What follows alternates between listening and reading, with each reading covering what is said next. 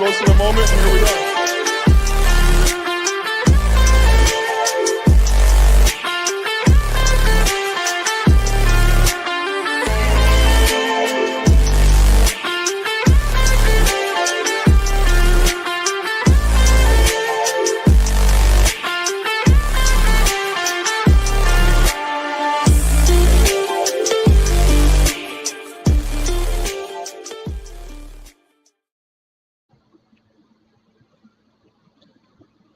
Welcome to the Long Distance Playbook. Chris, and I am here with my fellow co-host, Jeff and Jay. Our board is in the process of moving into his new residence in San Antonio. We got a lot of sport to talk about. So we gonna cut to the chase and go ahead and get this party started. Hey, Chris, hold on. Got it, Jeff.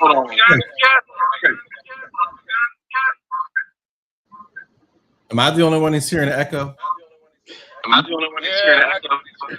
No, it sounds like he's in the deep swallowing caves of Shaolin and hanging out with all the Wu-Tang Clan. Right. But you know the New York people are still celebrating. Hey, am I echoing now? No. It's good.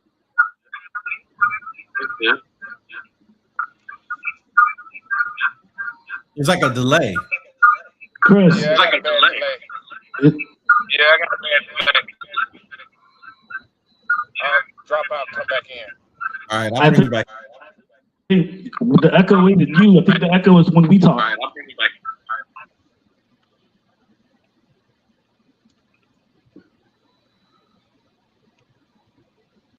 So for those of us, everybody, been a great week, great 2 weeks.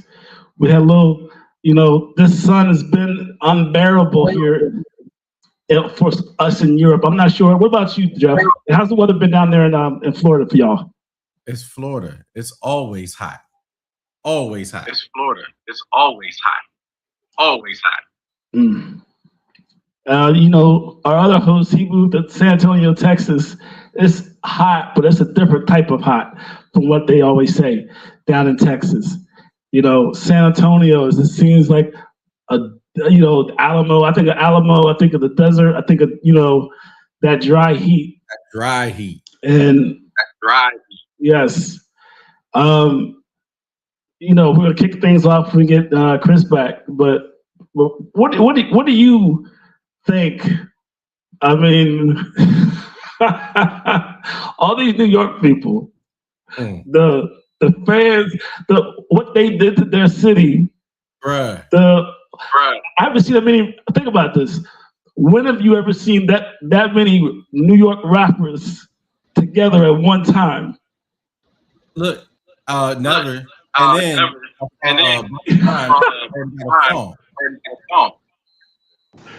yeah. Hey, I'm gonna drop back in. I'm here.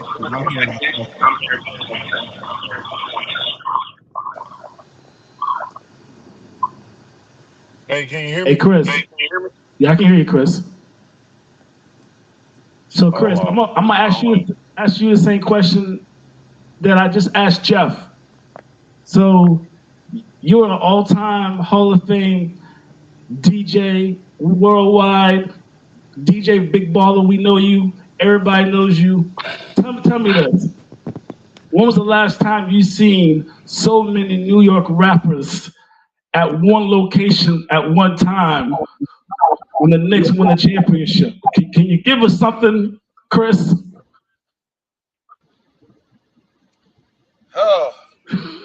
Well, I'll tell you this. The Knicks winning the championship, I did call it. And this is the first time in NBA history, actually in sports that a father-son win the championship on the same team. Yeah. It's funny because you see that in football quite often. I think football is probably one of the main sports where you see the coaches like son's the assistant, bag carrier, some shit like that. But for basketball, you don't usually see too many, like you said, on the payroll.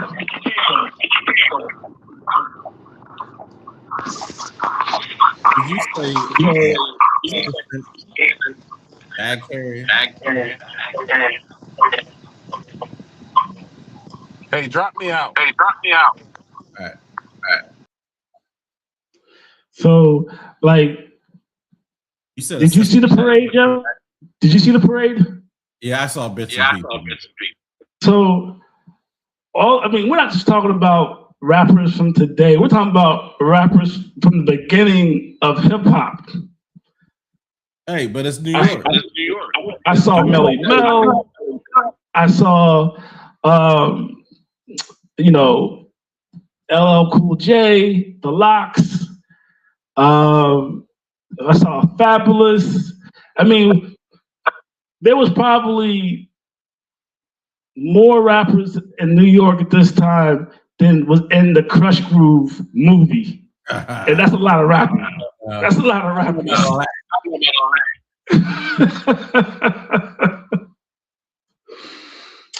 I was just wondering this. This is what I was wondering.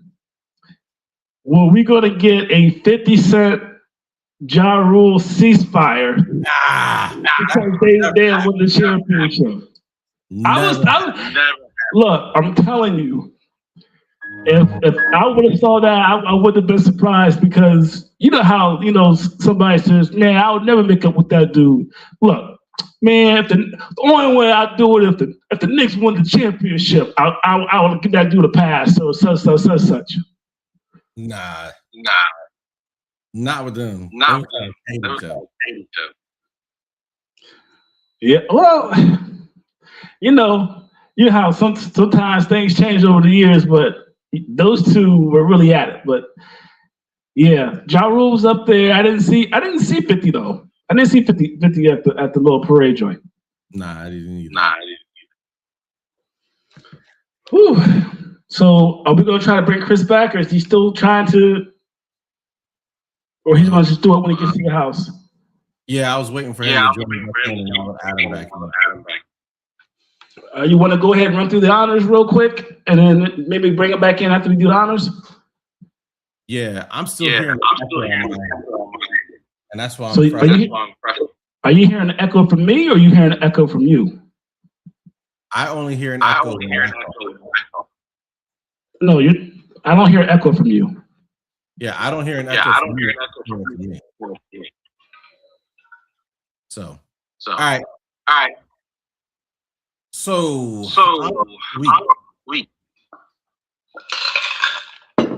UFL champion. Like Jay would not be DC defenders. So no surprise there. No surprise. NHL Hurricanes. Talk to them. They played. They played well. So I just didn't really pay attention to them all season long. They played well. I thought Vegas would have been the team, but Carolina clearly NBA champs. The New York Knicks. New York. Yeah. I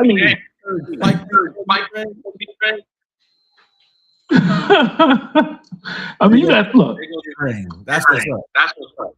They had everybody. Everybody came out for that. They said Spike Lee's getting ring. Work for them. I can't. Did you see Carmelo Anthony? I thought he was up there. They had like a whole list of like old heads that didn't make it. BK, Bernard King, Anthony Mason. Ooh, Yes. Mason. Yeah. Anthony Mason, Charles Smith, Starks, Mark Jackson. Mark They Jackson. had everybody was there. If you wore that blue and orange, you came out because Stephon Marbury was in the building, and he didn't even play. What? Marbury played for a Okay, but no, he was the only one. He is still banned. He is banned from the building. Let's see. Oklahoma won the college baseball World Series. Wyndham Clark won open golf. Okay. You got any other comments for this week?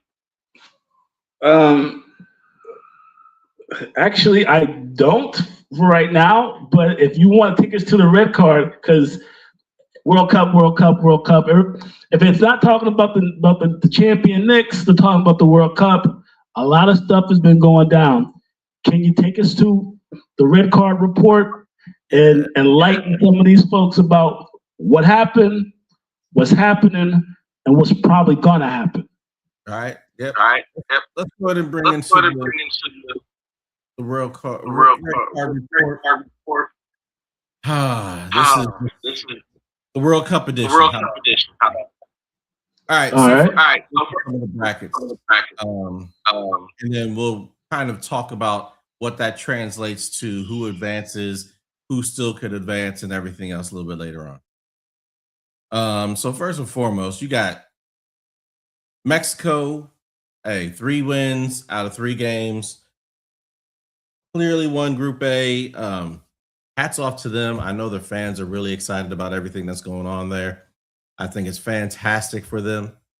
And again, as one of the host nations, that's goodness for them to, just from their fan base and how happy they were and how excited they were to watch them play.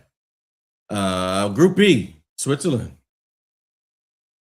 is tops of Group B, which slightly surprising. I would have said that Switzerland or Canada, both would have probably been, those are my 2 favorites to win that. So, interesting to see, but hey, nonetheless, Switzerland top, Canada finishing second. Bosnia finishing third. We'll talk about Bosnia a little bit later. Group C, as we said, Brazil and Morocco. They tied the first game, which is what I told everyone to bet on. If you bet big on that, you won big on that.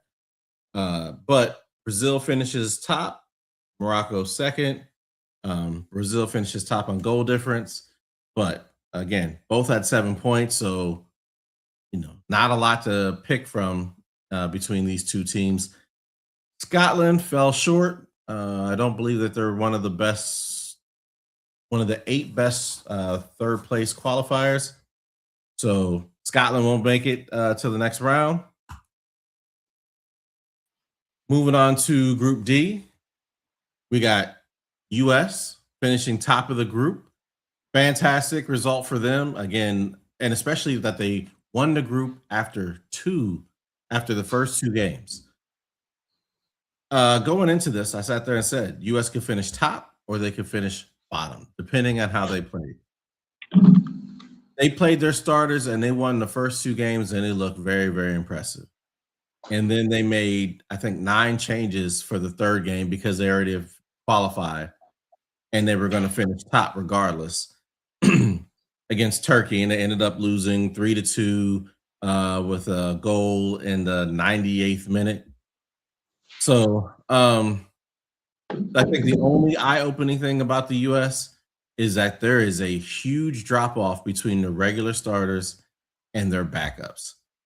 It was distinctly different. So that was the only disappointing thing. Outside of that, I think, but I'm glad the U.S. did that. Get other people experience, let other people have experience at the World Cup and actually enjoy the occasion that may not be able to make it to the next World Cup. So I think it was the right decision to do for the U.S. Qualified top, and we'll talk about them a little bit later on. Group E, you got Germany and Ivory Coast tied top. Germany finishes top on goal difference. Germany and Ivory Coast, I think that game was a little bit interesting.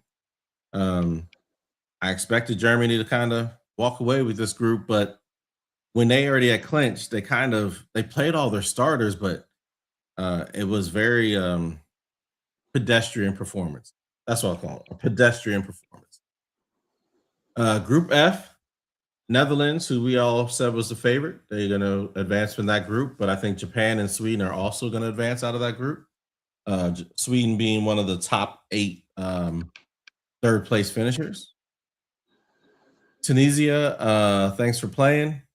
Y'all drive home safely. Same with Curacao.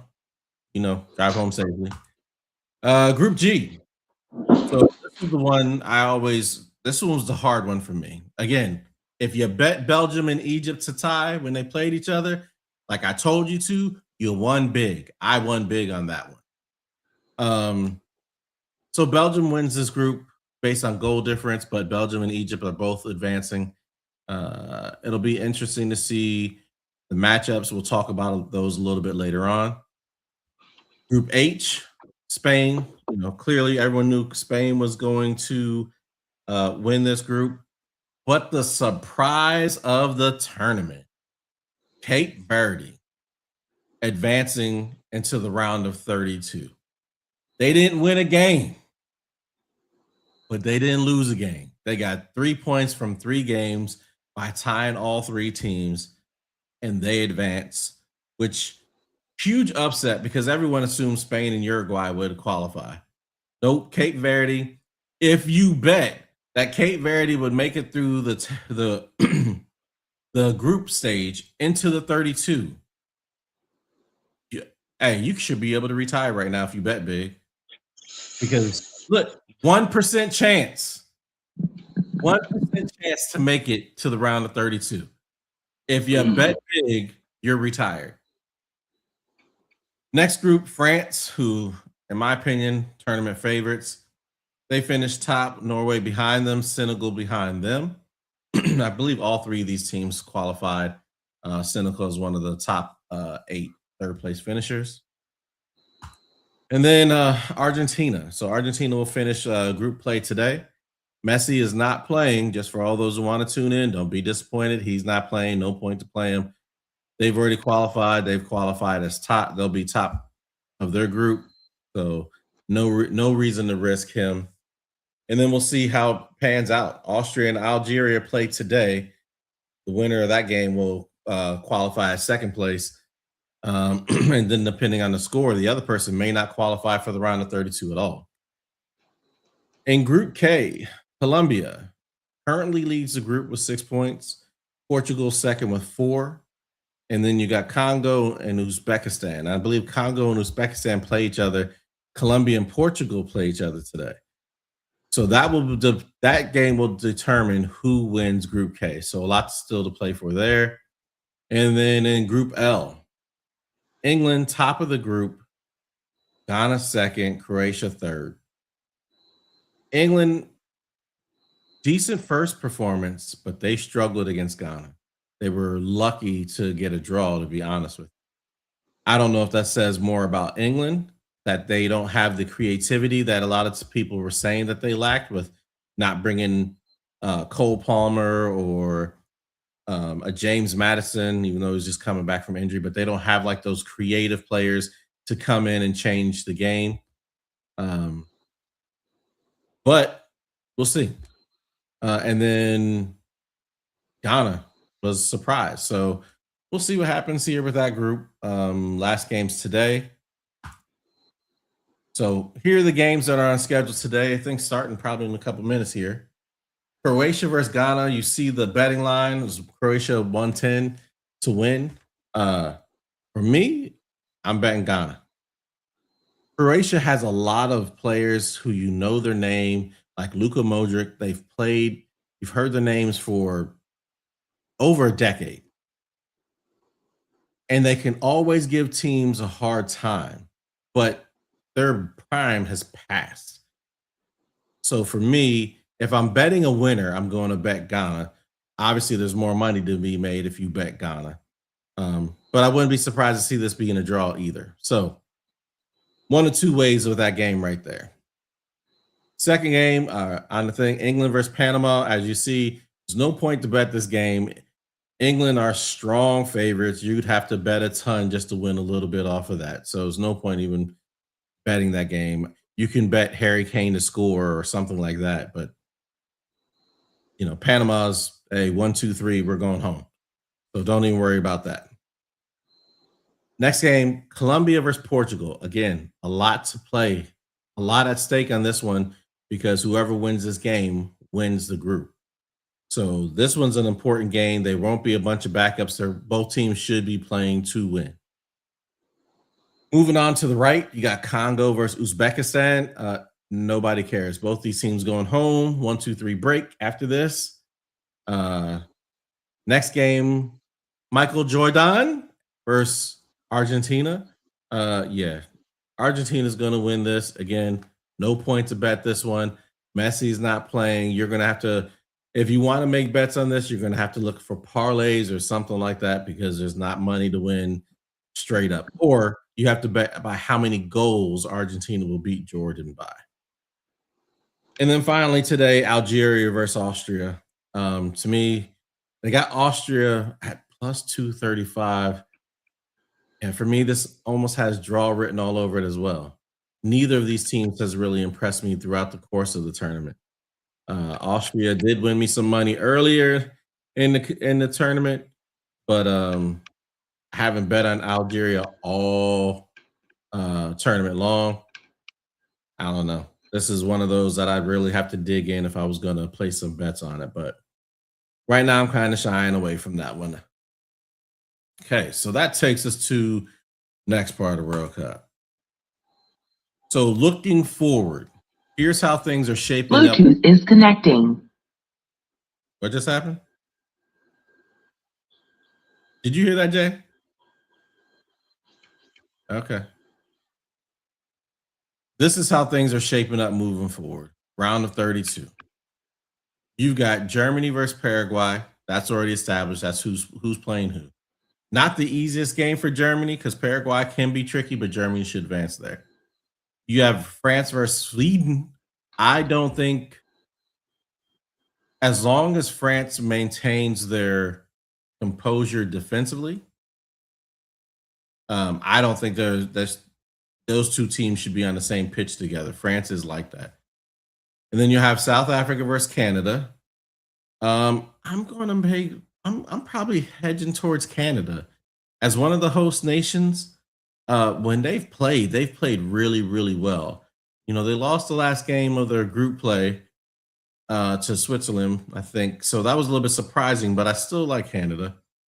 But the game of the round of 32, Netherlands versus Morocco. Get your popcorn, get your chips, get your food. Do not leave this TV screen. That to me is going to be the game of the tournament thus far. All right, what else we got? We got the second. Whoever finishes second in Group K will play second in Group L. We have Spain playing the second in Group J. We have USA versus Bosnia. So, USA brings back all of its starters. Hopefully, they don't lose any of the momentum that team has played. And they're playing a hardened Bosnia team. They're big, they're physical, they're a strong team. But there's no reason why the U.S. can't beat Bosnia. So, and I'm thinking that, U.S. fans are really going to be looking forward to seeing a very strong performance from USA. And I think the expectation is that they'll beat Bosnia. Next game, Belgium versus the third place team out of the following those groups below, A, E, H, I, or J. And then Brazil versus Japan. Obviously, everyone's going to say, hell, Brazil, easy. I don't think it's going to be that easy of a game. Japan does have technical skills, but tactically, Japan is good. They are no joke. So I don't think it's going to be as easy as Brazil would like for it to be. And if Japan scores first, that could spell trouble for Brazil. I don't think it's going to be a walk in the park like it was when they played Scotland. When they played Scotland, it literally was a walk in the park. It was a practice with uniforms. It was a waste of time. Brazil should win the game, but if Japan scores first, all bets are off. Next game will be Ivory Coast versus Norway. I think most people are going to lean towards Norway to win this game because of Erling Haaland. But as a team, Norway didn't look that great. Now, granted, they played against France, who to me are the favorites of the tournament. But that doesn't mean that Norway's just going to sit there and walk all over Ivory Coast. So we'll see. Ivory Coast has some talented players on their team. I wouldn't be surprised to see Ivory Coast win that game. I'm sure Norway will be the favorites, but I wouldn't bet a ton on Norway. Next one, Mexico versus third place team out of those groups below. Next one will be the first place team from Group L versus third place from the groups. And then you have Argentina playing the tournament favorites, Cape Verde. Fantastic for Cape Verde to actually be in a position, 1% chance to qualify from the group. They don't lose a game, to include against Spain, who, depending on what time you looked at the rankings, they were either number 1, number 2, or number 3 in the world. And they held them to a draw game 1. Fantastic result to make it to the group of 32. And here's what you get for it. You have to play the defending champs, Argentina, with Leo Messi, one of the top 5 players of all time. Get ready to pack your bags, go on home. We love the fairy tale story, but at the end of the day, it's going to be good night, God bless, drive home safely. Next game will be Australia versus Egypt. Australia's played decently, but I think Egypt's a better team. So I think they'll be the team they'll advance there. Then you have Switzerland versus the third place group, third place team from the groups below, and then you have the first place team in Group K versus third place group. So those final ones will be decided today. And the games are 6 games today. We looked at them in the prior sheet. So still, as you can tell, let's see, 1, 2, 3, 4, 5, 6. There's 7 places still to play for on the 6 games today. So there's going to be a lot going on. There's a lot in play here. It'll be interesting to see what happens. But for me, look no further than Netherlands versus Morocco. That game is going to be intense. That will be the game where everyone should pay attention to. Right now, I would actually have to say Netherlands. I think they're just such a strong team moving forward. And I don't feel like they've really been threatened defensively. So, but, we'll see. We will see. Let's see. All right, a couple other World Cup notes. So top goal scorers, Messi top with 5 goals, 0 assists. Second is Kylian Mbappe. He's got 4 goals and 2 assists. Third, you got Ousmane Dembele, 4 goals and 1 assist, who had a hat trick yesterday. Now, Dembele, people were kind of writing him off. People need to put some respect on his name. He won the Ballon d'Or last year. The dude can ball. He's probably in terms of being able to use his left foot equally as well as his right foot, he's probably not matched currently in the world of football. So I was happy to see him get his hat trick yesterday, kind of quiet down some of the doubters. Vinicius Jr. with 4 goals and 1 assist, and then Erling Haaland with 4 goals and 0 assists. He did not play against France in the game yesterday. So still a lot to play for in terms of World Cup top scorer. Then just the general World Cup news. The big nations win the World Cup, but it's the small nations that make the World Cup. So to that, Cape Verde, what we've spoken about, 1% chance to qualify. I think this is one of the benefits of expanding the World Cup from 32 teams to 48 teams. Obviously, FIFA did it because there's more money associated with it. There's more stadiums, there's more revenue. Like they want that more money. That's a smash and grab type scenario for FIFA. But and I'm sure that Jay is definitely going to agree with us based on what we talked about in college football season. They want to see the Cinderella stories. Cape Verde. Who even heard of Cape Verde before the tournament? Well, who had ever heard of Cape Verde's soccer team? How about that? I didn't even know they had one. So for them to make the round of 32, 1% chance to qualify over Uruguay, who won the first ever World Cup, it's unbelievable. No one bet this. If you bet your mortgage on this, you now have Elon Musk money. I'll tell you that much. So everyone loves the Cinderella story. Isn't that right, Jay? That is correct. Okay. That is correct. I mean, think about this. You have teams that are in the tournament that, as you said, would normally be there. NCAA basketball expanded theirs. NCAA football expanded theirs. And look at what it does. It brings that much excitement. Everybody wants games that count, more teams that count. Instead of just, okay, we're just going to have this many. The world's a very big place. Why not have a little more representation? Yep. You know what I mean?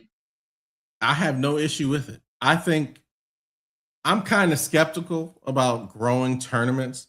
I was skeptical about growing the NCAA tournament. I'm fine with what it is right now. If they grow it again, they might as well get rid of the NIT.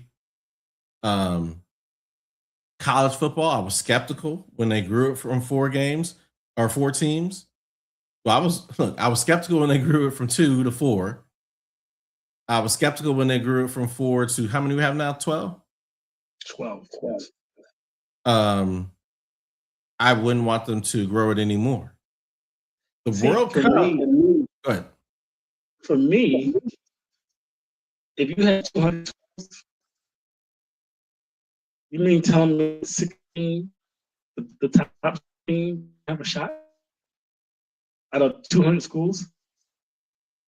And you can't really play, 200 teams can't play 100 teams. It's just impossible to do. Right. So I just always thought it's a fair thing to do. Just like that. Look at the NFL. The NFL has 32 teams. They have like 14 of them. Was the 14 now that make it? Something like that. 1, 2, 3, 8. Should be more. Yeah. It's something around there. It's like 7 from each conference. And the first team, the number 1 team to survive. It's like you can do this. Well, and plus it does something for the fan base, for the ones that normally wouldn't make it. And guess what? If your team has the right player and plays against the right team, who knows? Because we all have been in sports and we know how that competitive nature, and sometimes the ball just goes your way. Yep. There's always games that we probably, if we played this team 10 times, we would probably lose 8. But guess what? On that day, we were magical. We were special. That's right. We were hitting what we were supposed to hit, whether if it's, think about, even tennis. When you have Wimbledon and you have all these other opens, there's a lot of players that compete for the championships, right? You never have 8 people going to Wimbledon. You don't have 8 people going to the U.S. Open for tennis, for golf, or whatever. So, there's folks, ladies and gentlemen, I'm gonna give one a little bit closer to home that everyone can really resonate with, and it hurts me to my heart. Villanova, Georgetown. Villanova played the perfect game. I think they shot 83% from the field. Yes. They should have never been on the same court as Georgetown. But to my co-host point, On that one day, and that's the only thing that mattered, they played the perfect game and won. So I have to give him credit because I was against the Cinderella stories because I'm like, they're just going to get here and get killed, which is going to happen to Cape Verde because they're going to play Argentina, which is almost not fair that that's who they got. But the story of them actually getting there, Yes. you know what? I absolutely appreciate it.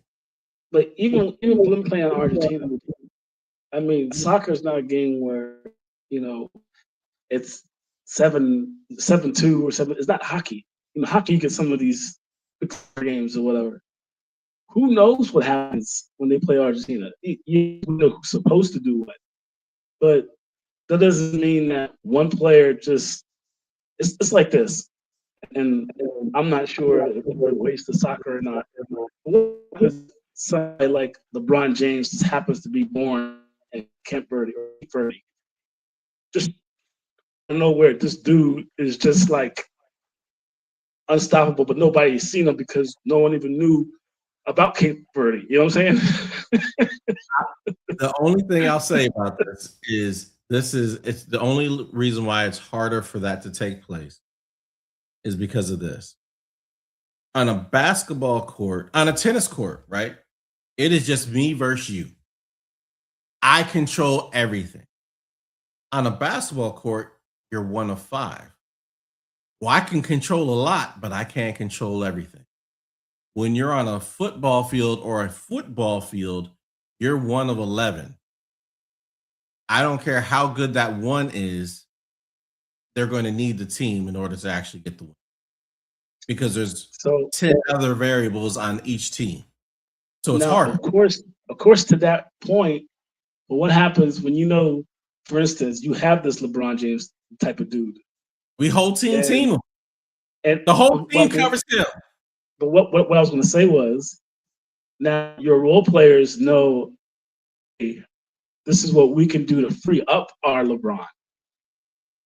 We won't go to him all the time, but just because, and in sports, this happens all the time, teams take other teams for granted. Mm-hmm. Teams think that they're just so much better than everybody else, and they look to the next round. Who we play next? Well, that's why Cape Verde is advancing, because in game 1, they tied Spain. Spain didn't play Lamine Yamal. They didn't play Nico Williams. They didn't play Danny Olmo because Nico and Lamine were both coming back from injuries. Obviously, they're well enough to play, but hey, why don't we just rest these guys? We don't need to. We're playing Cape Verde. We can't even find that place on the map. What happens? Cape Verde, they try to add them in late in the game, last 20 minutes of the game, but it was too late. You get that tie. And that tie, that 1 point, is the reason why Cape Verde, hats off to them. Spain looked past them. They got a tie, and that's the reason why they're advancing to the round of 32. Yep. I mean, think about this. Akeem Olajuwon, Patrick Ewing. I mean, you have guys that you see, you know what I'm saying? It's until you actually have to go up against somebody and you don't know, all of a sudden it's like, yo, he wasn't on our scouting report. Like how, right? How are you not paying attention to that? Nope. But yeah, wow. It's an awesome story. Like, really is. It's an awesome story for them. So let me ask you this. Yeah. And I'll call it the usual suspects portion of the red card. The usual suspects. Okay. So out of your top 4 of the tournament, tell me which one impressed you the most and which one they better get their shit together or they might be going home early. All right, so first and foremost, it's France. They're the ones that have impressed me the most. When they are expressing themselves on the pitch, you can just tell their forwards they're just floating in and out of space effortlessly. and they are just free to express themselves on the field. They're trying all sorts of different things, and half of them at least are coming off. So when you have Dembele, Olise, and Mbappe as three of your four, and whoever's going to be on the left is either going to be Due or Barcola. They're ones playing, and Zlatan said this the other day because Thierry Henry was like, "Hey, this is important for Due to get on the pitch and show that if Dembele or Olise or Mbappe are not firing that day, that he'll be able to come in and contribute and pick up what they're not doing." And Zlatan said, "Yes, but that will never happen because the likelihood of all three of those guys misfiring is slim to none. That's how much talent they have moving forward. The only thing that can trip them up is lapses in concentration defensively. They gave away PK against Norway. It was a terrible PK. Just move your freaking feet. So lapses of defense are the only things that, in my opinion, can trip France up. But in terms of overall firepower, that team is special. That team is special. So that's who has impressed me the most and who I think is still my favorite to win. The team that I think needs to get their butt in gear, Germany. I was unimpressed with them in their last outing because they had qualified, but unlike the US who sat 9 starters, Germany started all their starters with one exception. They put Rudiger on a center back, but that's only because the other center back was hurt previous game. Okay. And they lost. They just struggled. Germany's supposed to be better than that. Germany's supposed to be better than that. Germany has such a wealth of talent at every single level that I think the expectations should be there. And I was disappointed with the way they played. Well, daggone. I say Germany, but I got to add another one. Okay. England. I'm going to tell you, they got lucky to tie Ghana. They got lucky to tie Ghana. I don't know how the VAR didn't call a PK. They got lucky to draw Ghana. Obviously. Okay. So, another big team that always has very high expectations, the team that created football, and they tied a team that to their fan base shouldn't have been on the same field with them. So, and sometimes the expectations that come from the English media can be so heavy that the team can't produce. I'll be interested to see what they do today. Okay, so that takes me to my next question. Now, yeah, all this stuff happens on the field, but we're talking about the intricacies of the game. What coach impressed you the most, and what coach, if he doesn't watch out, might be getting let go because of his team's poor play or mediocre or underachieving play? So I would say the coach should impress me. I'm looking at the teams that have advanced. I'm going to go with Brazil. Carlo Ancelotti. Now, Carlo Ancelotti has won at every level. He's won in England. He's won in Italy. He's won in Spain. But he just took over the Brazil national team probably I think it was like 6 months ago. It was probably about 6 months ago. So he really hasn't had the opportunity and the time because again, you're only meeting with the national teams on international break, which is like once every 2 or 3 months. So he really hasn't had as much time to get his philosophy and his thoughts over to that team. Okay. And it's Brazil. They always have huge expectations. So how does he get his team to perform at a very high level amidst all the expectations that come with Brazil I just think he's done a fantastic job thus far. So my hat's off to him for that. Okay. The So, flip with that being said, Yep. do you think at this early stage his players have bought into his system, or are they kind of, trying to do their own thing? No, I think they've absolutely bought in. I think they have absolutely bought in, which was surprising because I expected a Morocco game. I I picked it being a draw. I thought if one team had to win, it may be Brazil, but I picked draw. I bet draw. I won draw.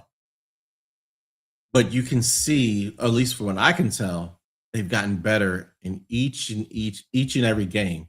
And so now you see them expressing themselves on the field like Brazilian teams do. So when they played Scotland, it was a practice with uniforms. They're literally just passing it around, joking. They're just jogging around, passing it around Scotland.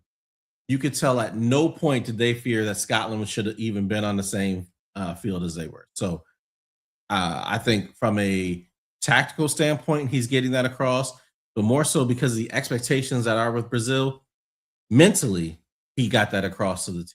So Okay, so they got Japan.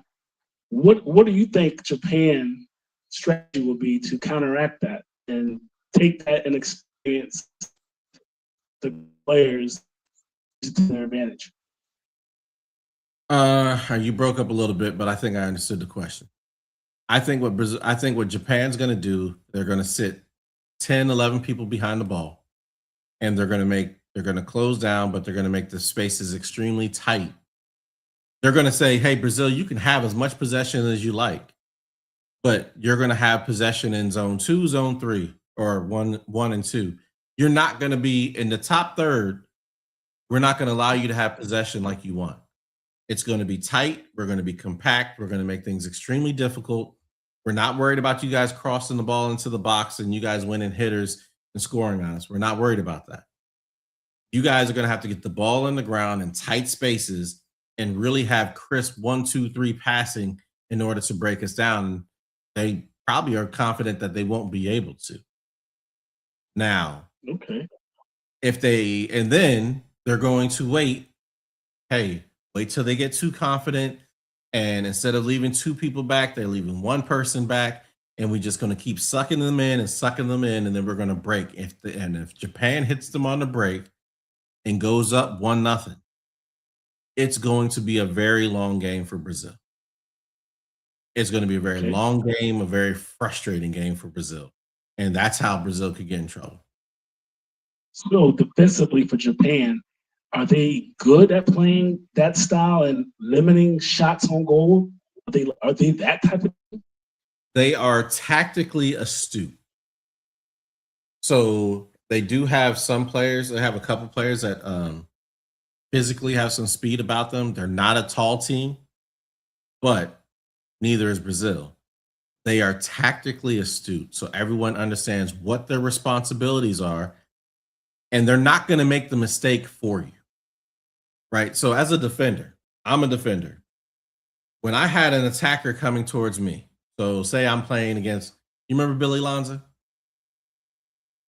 So he's coming towards me. If you're coming towards me with pace, all right, I'm going to sit there and I'm moving backwards. I'm trying to slow you down, but at the same time, I can't attack. If I miss, you go right past me. I'm trying to slow you down so people can recover, but I'm also waiting for you to make a bad dribble, right? Just a little bit too far. And then I'll step in and make my play and do what I'm supposed to do. They play very good assignment football, right? They play very good assignment soccer. They're not going to make mistakes, which are going to allow Brazil to capitalize on. They won't do that. So for me, this was probably a team that Brazil didn't necessarily want. It's not going to be, I don't think it's going to be as easy as they think or anyone would think. Okay. So coach on the hot seat. So any of these coaches, Oh, you well, the think coach is on on the the hot hot seat? seat, the biggest one, he knows he's already out of there. Uruguay's coach, Bielsa. I forget his first name, but Bielsa, he's out of there. I don't remember. I know they qualified. think they qualified third or fourth out of South America, um, ahead of Brazil. Uruguay has good players that play in major clubs throughout Europe. Bielsa, who I believe is Chilean, and has had success as a team coach. He even said himself, "I added nothing to this team." For them to go out the way they did, and apparently before the final game, the team was almost revolting against him. They were so upset about something. I don't know what it was. I'm just hearing rumors, but he substituted probably their best player when they're trailing a game, or they may have been tied and they needed to win, and he substituted them out. And a player came off, Valverde, who plays for Real Madrid, and he's basically like in tears. He was so upset because, hey, we still have an opportunity, and you're taking me out of the game. Man, hey, if he isn't fired yet, I'm gonna tell you what, he'd be lucky to get on a plane if he has a ticket or a seat back.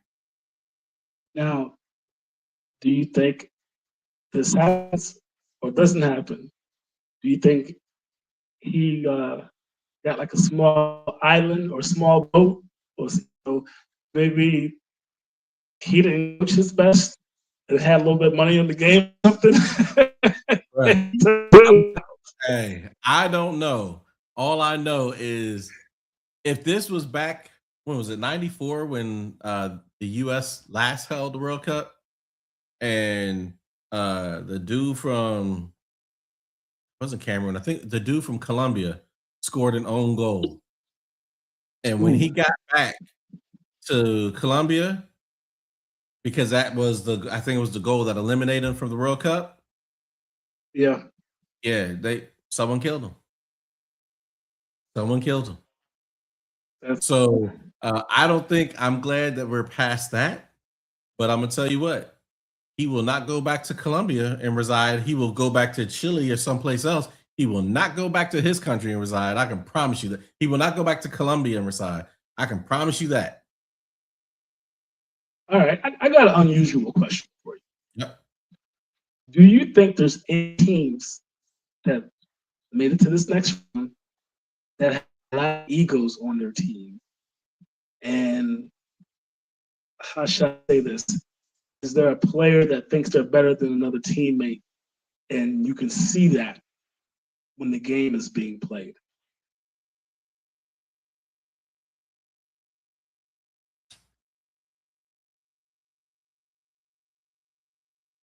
Ask that question again while I'm looking at some of this. So I'll give you an example with the USA basketball team. Mm-hmm. Tatum thought he should have been playing, getting the minutes, and he was a champion. Are there any champion, really great soccer? I wouldn't say great, but really good soccer players that are on a certain team because it's the World Cup, feel like they're not getting as much shine as a teammate? Is there a player like that right now, or you have to get back to me on that? I'm just looking at the teams right now, and I'm like, the top players are actually getting their shine, but it's because they're performing. Right. If Dembele wouldn't have had a hat trick, yes. Oh, you know what? And it's not confrontational, but people aren't talking about him nearly enough. Michael Olise. He's playing 10 for France, right? Everyone's talking about Mbappe. He's got 4 goals, 2 assists. Everyone's talking about Dembele. He's got 4 goals, 1 assist. But at the first game, they struggled. Olise normally plays on the right for his club team, Bayern Munich. And they had Dembele playing through, I don't know if Dembele's playing in the middle or he's playing on the left. And the offense was it was dysfunctional. It was not working well. So Didier Deschamps, the coach of France, made the change. He put Dembele on the right, put Olise as a 10. And from that point, Olise has like 4 assists. But he is I don't want to say he's the glue. He's more of the water that allows a team to flow. So he's not being speaking of that flow. Speaking Yep. of flow, Yep. You're in Florida. It's a team called Miami Heat. They have LeBron, they have Bosh, and they have Wade. Could France learn? Could France like slip in a situation where they get to the round, or a team like the Mavericks come surprise France because these three superstars type dudes. They want to be the star. They want to be the star. Is there a possibility for that? No, and I would have thought I would have seen it yesterday or in game, yesterday. But here's what happened. You have Mbappe, who you can tell he's trying to score. He wants to win the Golden Boot. He wants to pass Messi for top goals this tournament, but he also wants to pass Messi for top goals in World Cup history. He's like 2 behind, right? So he's desperate to get goals. You can tell that sometimes he's taking the ball on and it's like, hey, I got a one-track mind. My first 3 options are to shoot, and shoot. I'm not passing the ball. But the only time that I'm seeing him get into that mindset is when they're up like 2 goals. Right? Okay. When they're not up 2 goals, because I think actually he had the first 2 assists for Dembele yesterday. Unselfish play allowed Dembele to come into the game and play his best game of the tournament. So now when the game was up and was under control, at that point he was like, oh, now I got to go get mine. But it wasn't until the game was under control. So for me, Olise is not worried about being in the limelight. He knows how great he is. Dembele is not worried about being in the limelight, especially now, because now everyone sees how great he is. And Mbappe is waiting until the game's under control before he's like, all right, now I'm going to go get mine. So the egos, as of right now, the egos have been all pushed to the side. Okay. So, now I'm going to just be my last one. I know we spent a little time extra. What is it? Penalty minutes? What do you call it? Extra time? Extra time. We in the extra time session of the red card report. So I'm gonna give you 4 teams, and you tell me which one of these teams has an opportunity to upset in this little round here. Okay. Morocco, Bosnia, Ivory Coast, or Egypt. Well, Egypt's going no. So Egypt won't be an upset. Egypt will beat Australia. Okay. All right. Ladies and gentlemen, if you're betting, Egypt's going to beat Australia. Bet on Egypt. Okay. Regarding the other games. Okay, sorry. Ivory Coast. Yeah. Unfortunately, if I have to call, you want that long shot. You want that boat for the summer. You're trying to get the boat. How am I going to get this boat? Tell me one of these teams is going to get me a boat.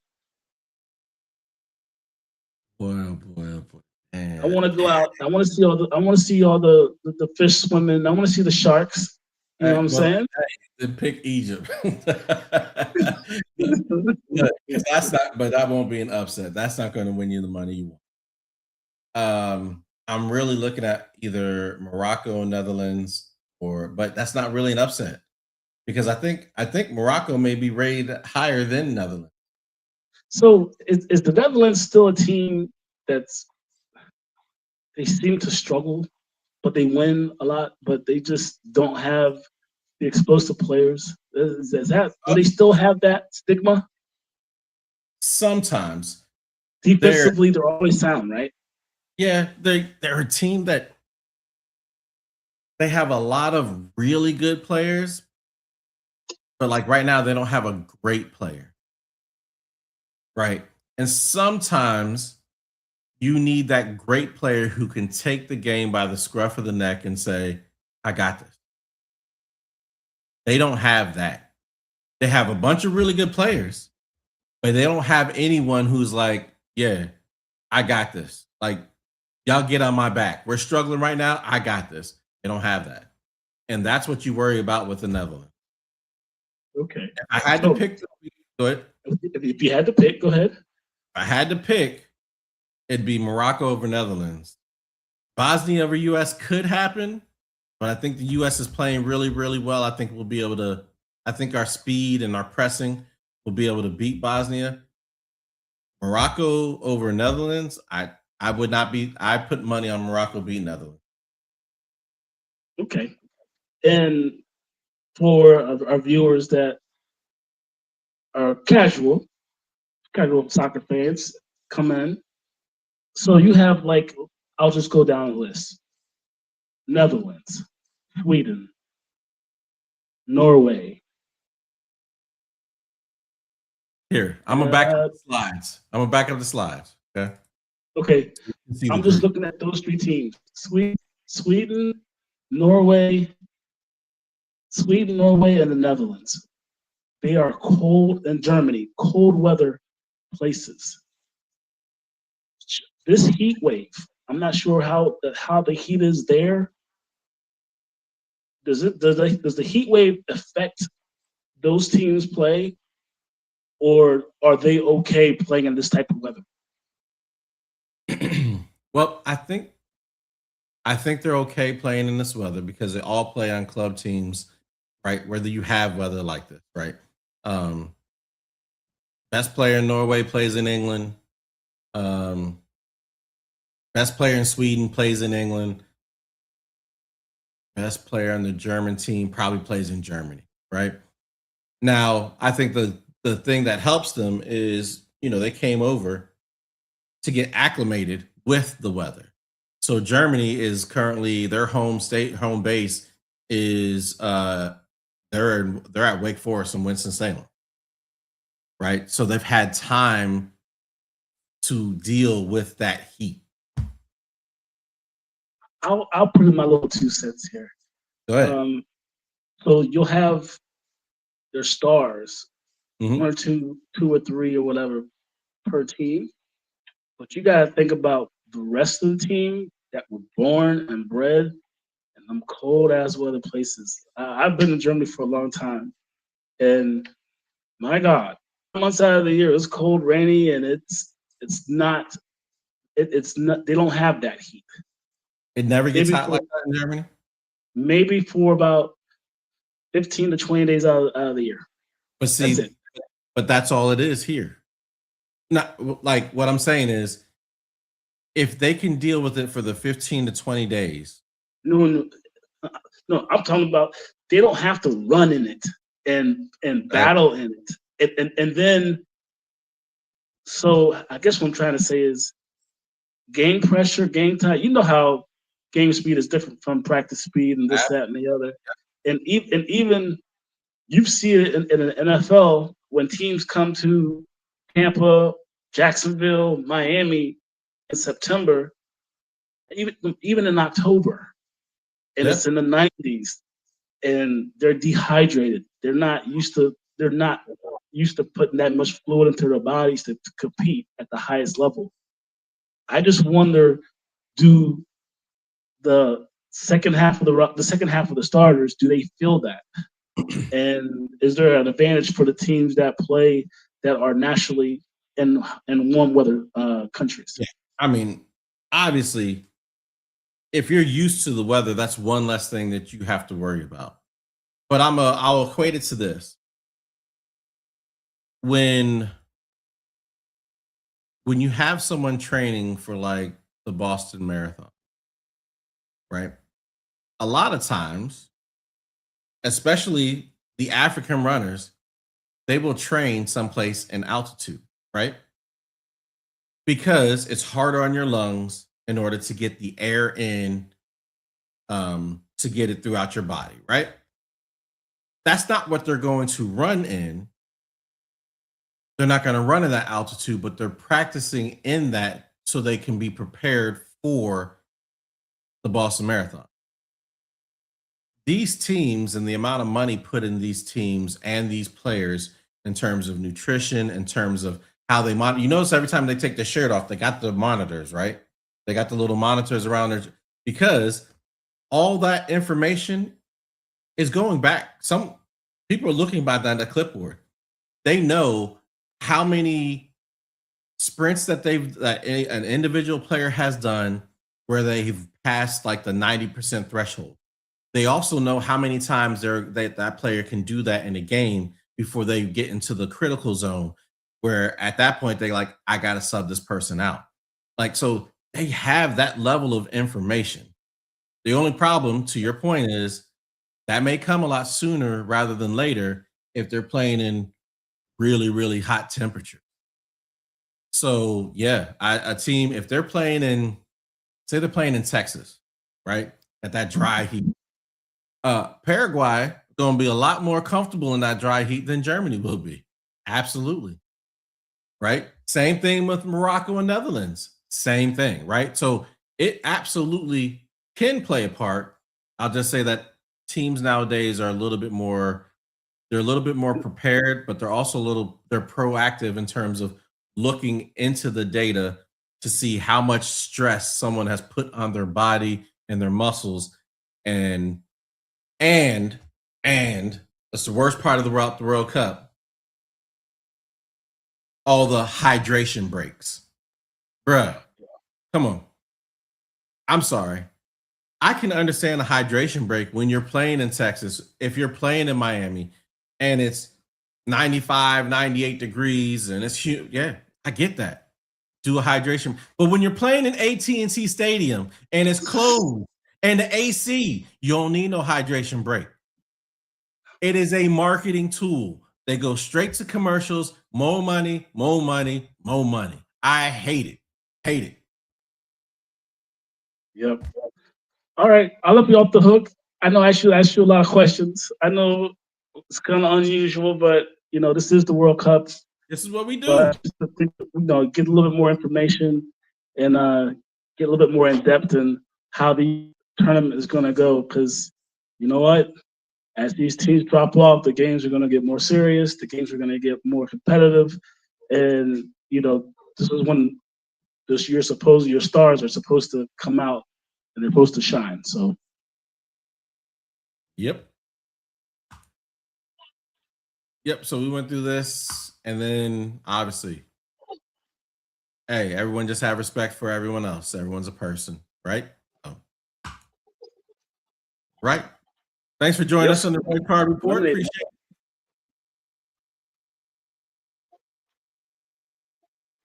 All right.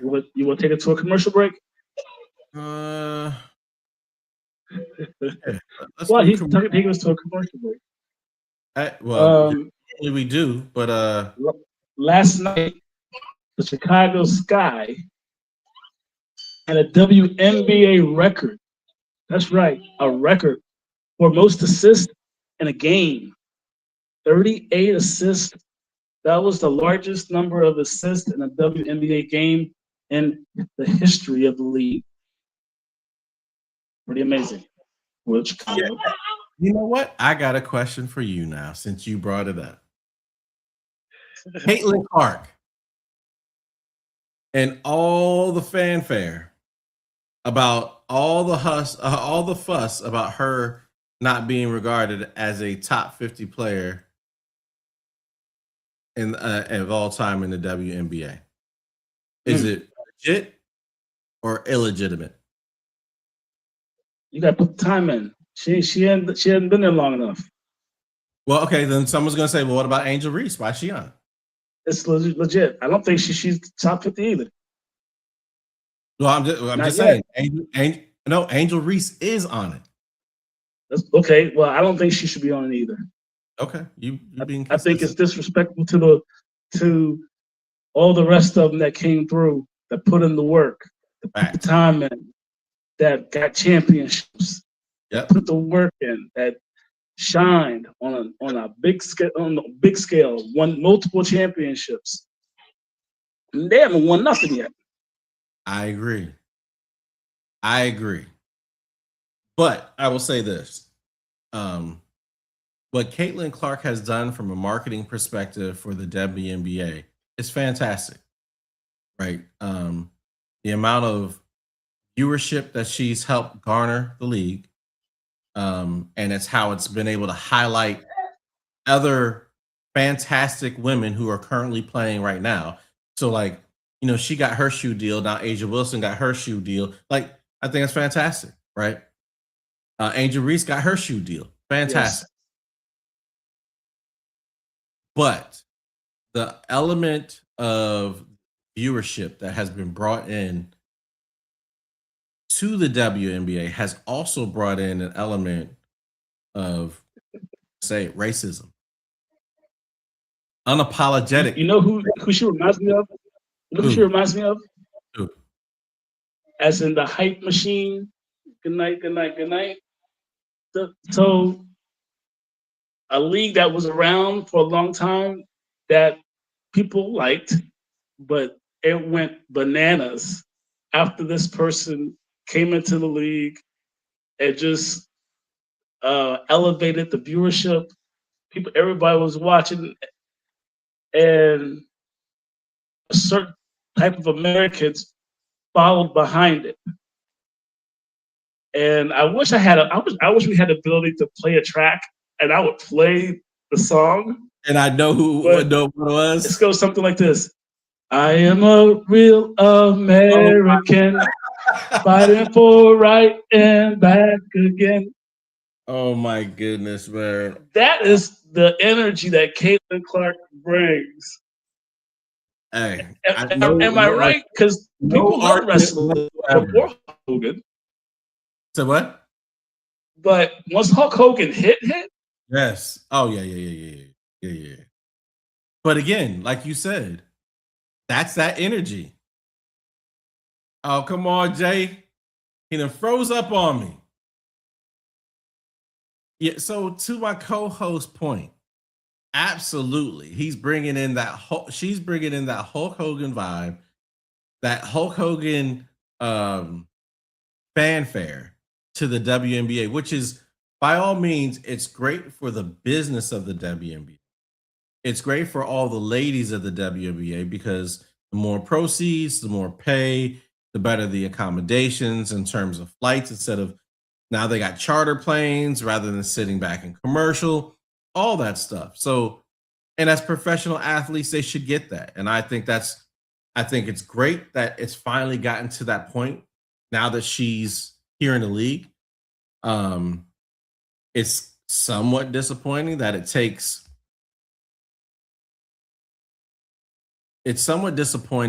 it took her to get people to realize that there's some really talented women who have already been playing in the WNBA.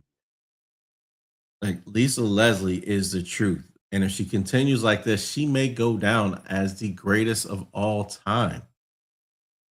And that's, you got Lisa Leslie, you got Tarazi. There's so many great players who have come before, and for some reason, they've never garnered the level of attention that Caitlin Clark has. Caitlin Clark hasn't won anything at the collegiate level or in the pro level. So again, I think both things can be true. I can appreciate her for, let me bring my co-host back in. And when he gets his network stuff situated, he'll chime in. But I can appreciate her. Sorry about that. You good. We can appreciate Caitlin Clark for the amount of attention that she's helped to garner the league. But at the same time, we can sit there and kind of scratch our heads and say, why is it that someone who has never won at the collegiate level or the pro level is the one to initiate all this attention to the WNBA when you've had some fantastic players throughout the years? Why wasn't that level of attention garnered then? You've had Tarazi, you've had Della Dawn, you've had Lisa Leslie, like Cheryl Swoops. you've had a multitude of players who are fantastic. You have Asia Wilson, who's to me the best player in the league right now. Why wasn't that level of attention given to the league before? Why did it take Caitlin Clark? Come on, Jay, don't freeze up on me. Oh, I see you. I can't hear you though. Yeah, ain't nobody watching that TV. You can go ahead and turn that TV off. All right, can you hear me now? Yep, I can. Yep. Nope, now you just froze up. Okay.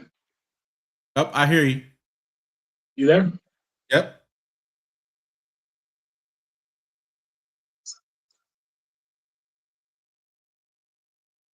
Man, okay.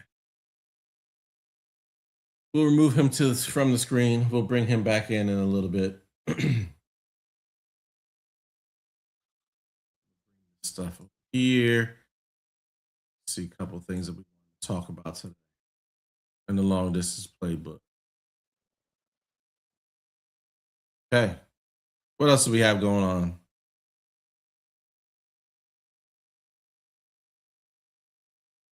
Yep. So we talked NASCAR. I'm not talking about NASCAR. We're going to have to reserve this for when Mason gets back. Sorry, boys and girls, but nope. I don't know much about it. I know enough to know some names, but I don't know where we are right now with that. Oh, now we want to do our prerequisite. Let's look at Major League Baseball. We want to look at the standings to figure out who's where and who's not. So let's bring that, or who's over 500. That's the big question that we keep going back and forth. Let's bring up Major League Baseball. That's fine.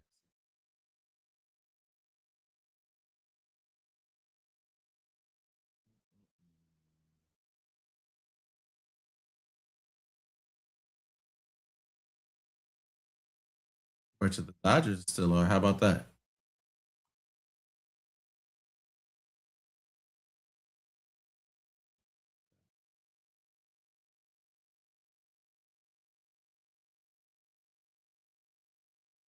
Right.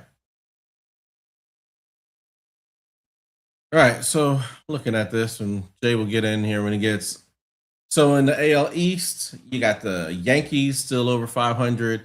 You got the Rays that are over 500. Nobody else. But right now, you do have the Yankees and the Red Sox playing. I actually think they're playing right this moment. So again, rival history of rivals. Always great to watch that.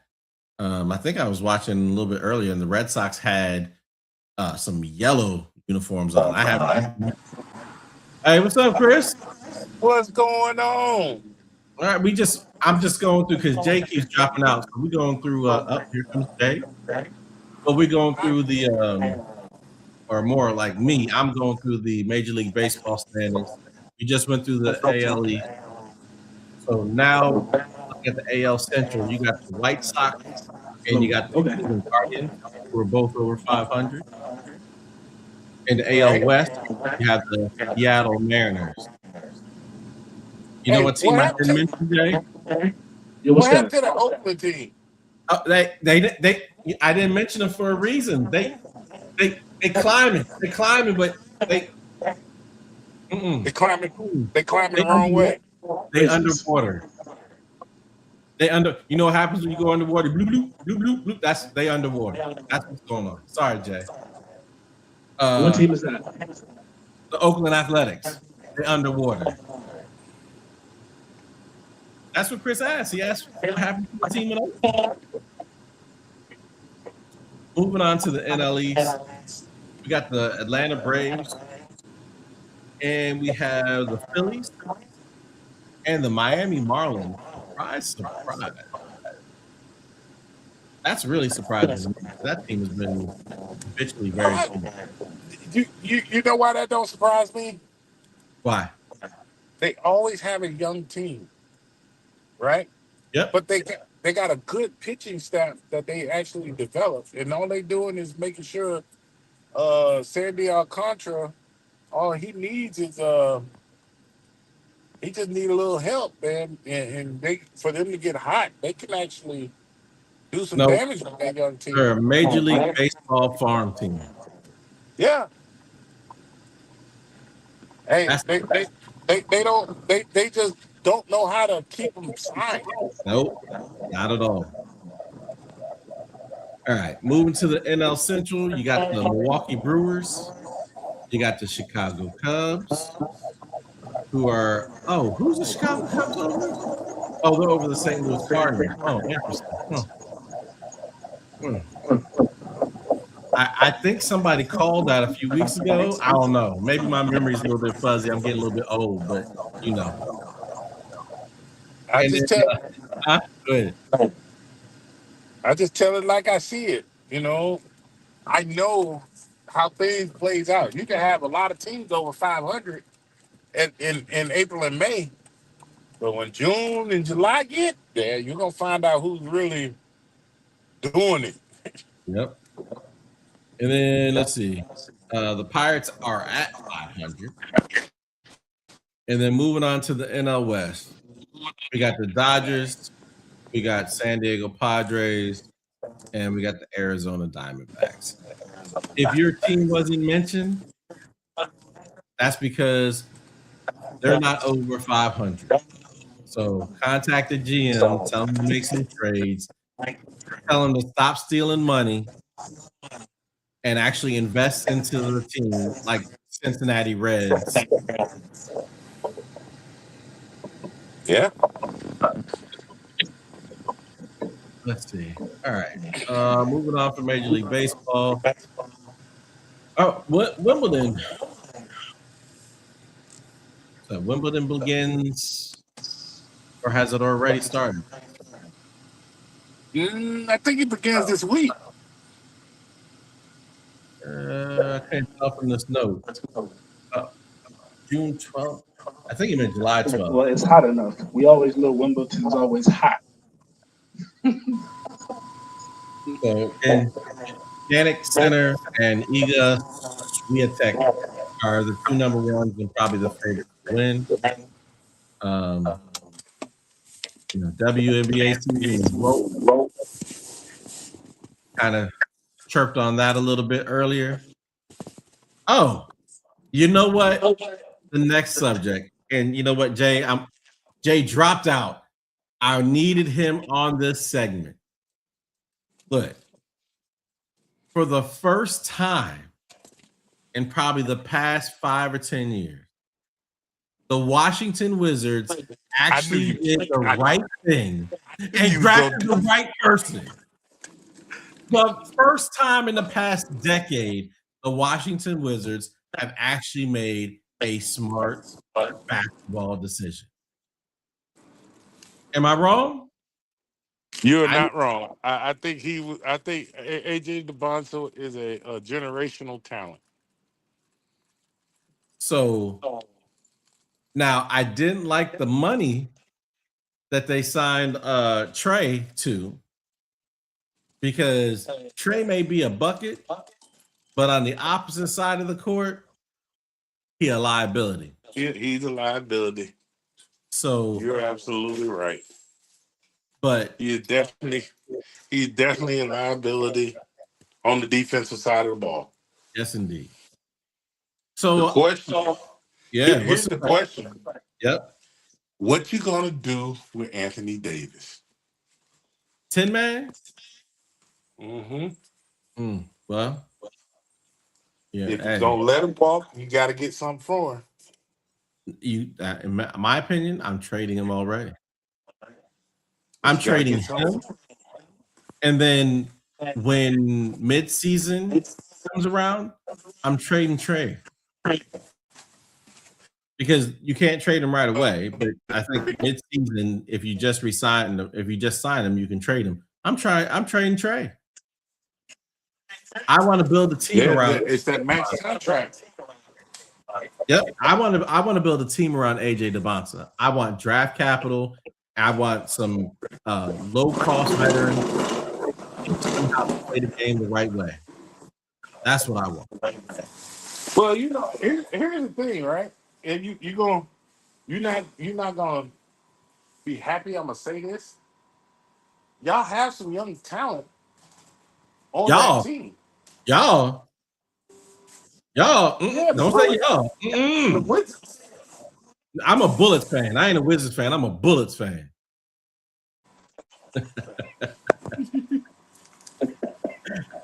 Look, so Will Riley, right? Mm-hmm.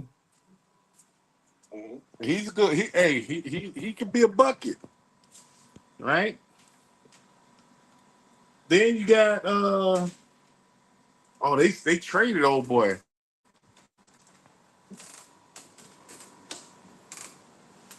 Yeah, you still got some young talent.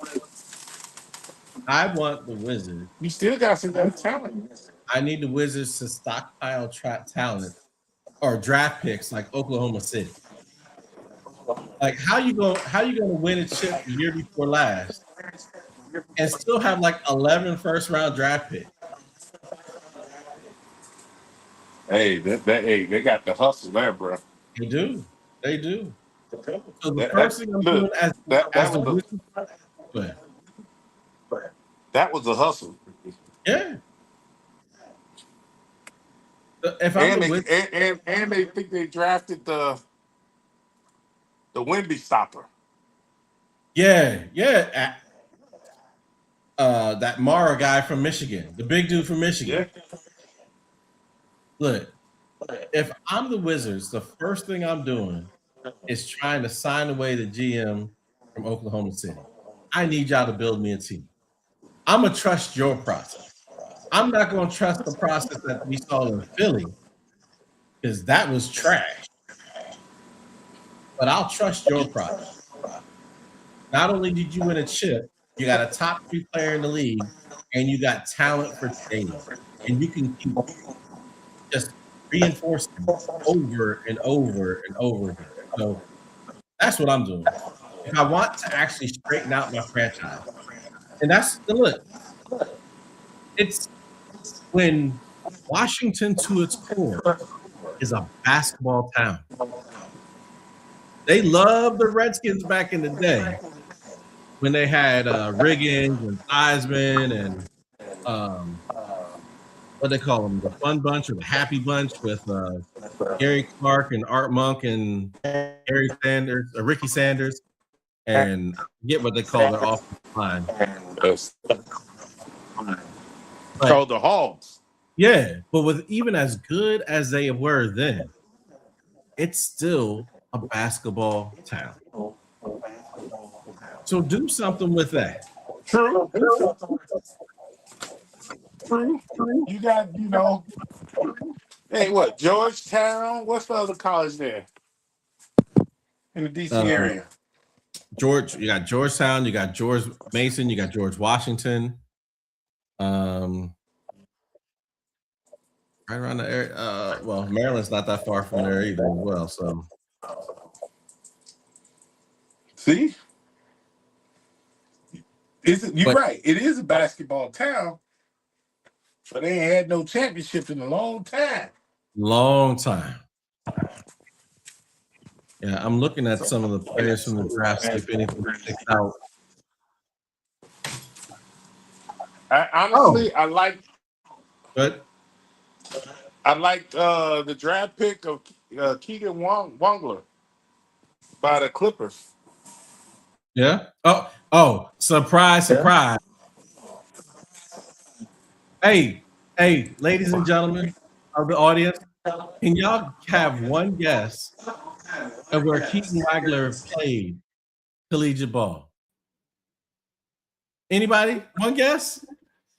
Oh, Illinois. Right. Yeah, we know. We know.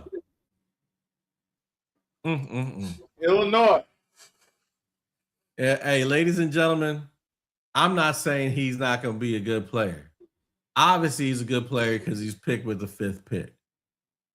But Y'all need to level set that with the fact that you got Illinois' #1 homer right here on the screen. That's right. Loud and proud. Loud and proud. So just understand, who you're hearing this from. But I got something that I want to talk to you about, Mr. Chris. Okay. I'm glad you're on and you can join us and you've been able to join in. So we saw big guy from Milwaukee get traded to the Heat. Giannis. Yeah. So we saw Giannis get traded.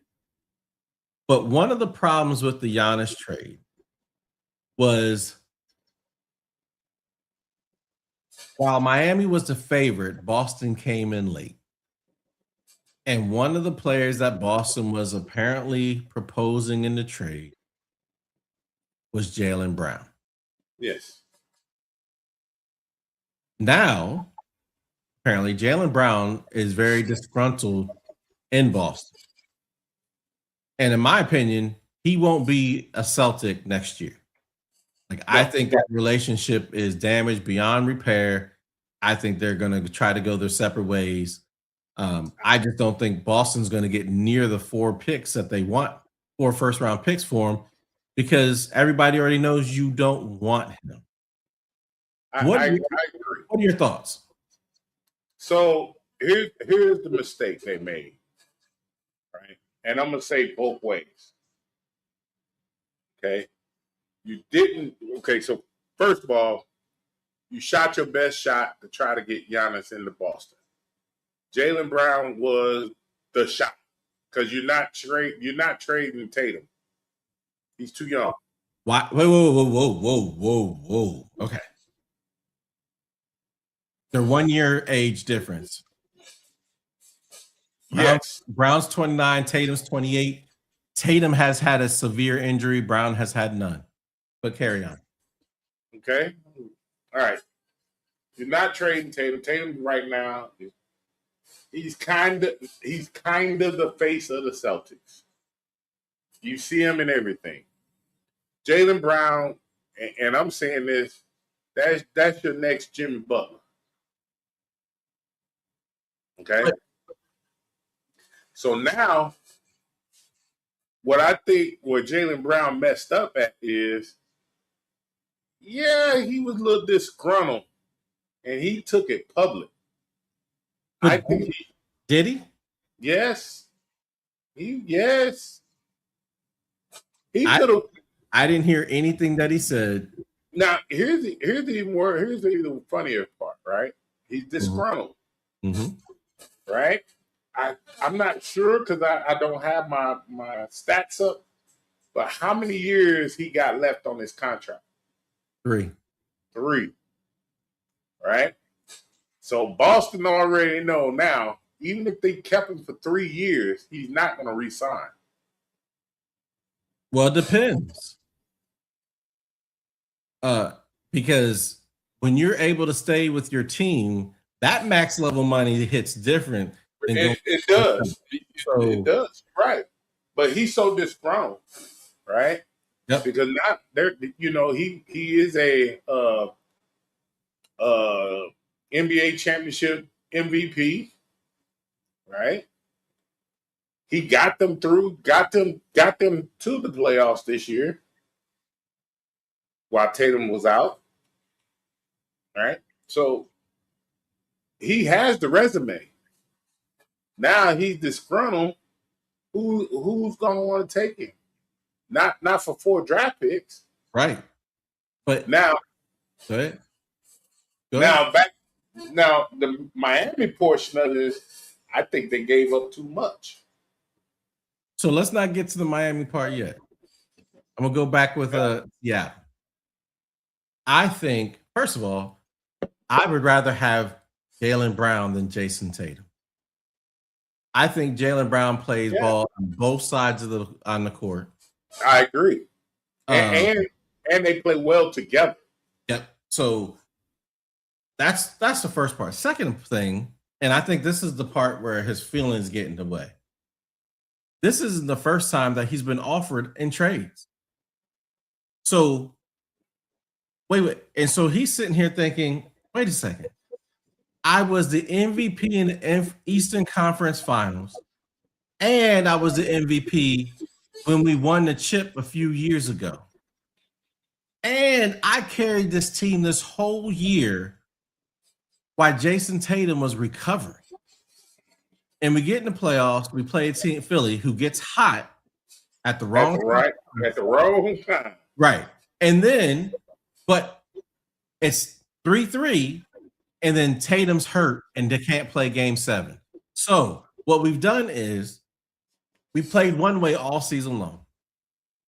And towards like the last couple weeks of the season, we change up because we got to bring Tatum back in and get him back acclimated to the offense and defense, the rotations and everything. Then you play a Philly team that gets hot at the wrong time for them. And then, so now we've all adjusted our rotations, our times. Players know how many shots they're going to get. They know how many steals they need to get, how many rebounds. They know who they're D'ing up. They know all that. And then Jason Tatum can't play game 7. And then people are surprised that they lose, and they look at Jaylen Brown like that's all on him. And I think that's garbage. And I think if I'm Jaylen Brown, I'm like, hold on.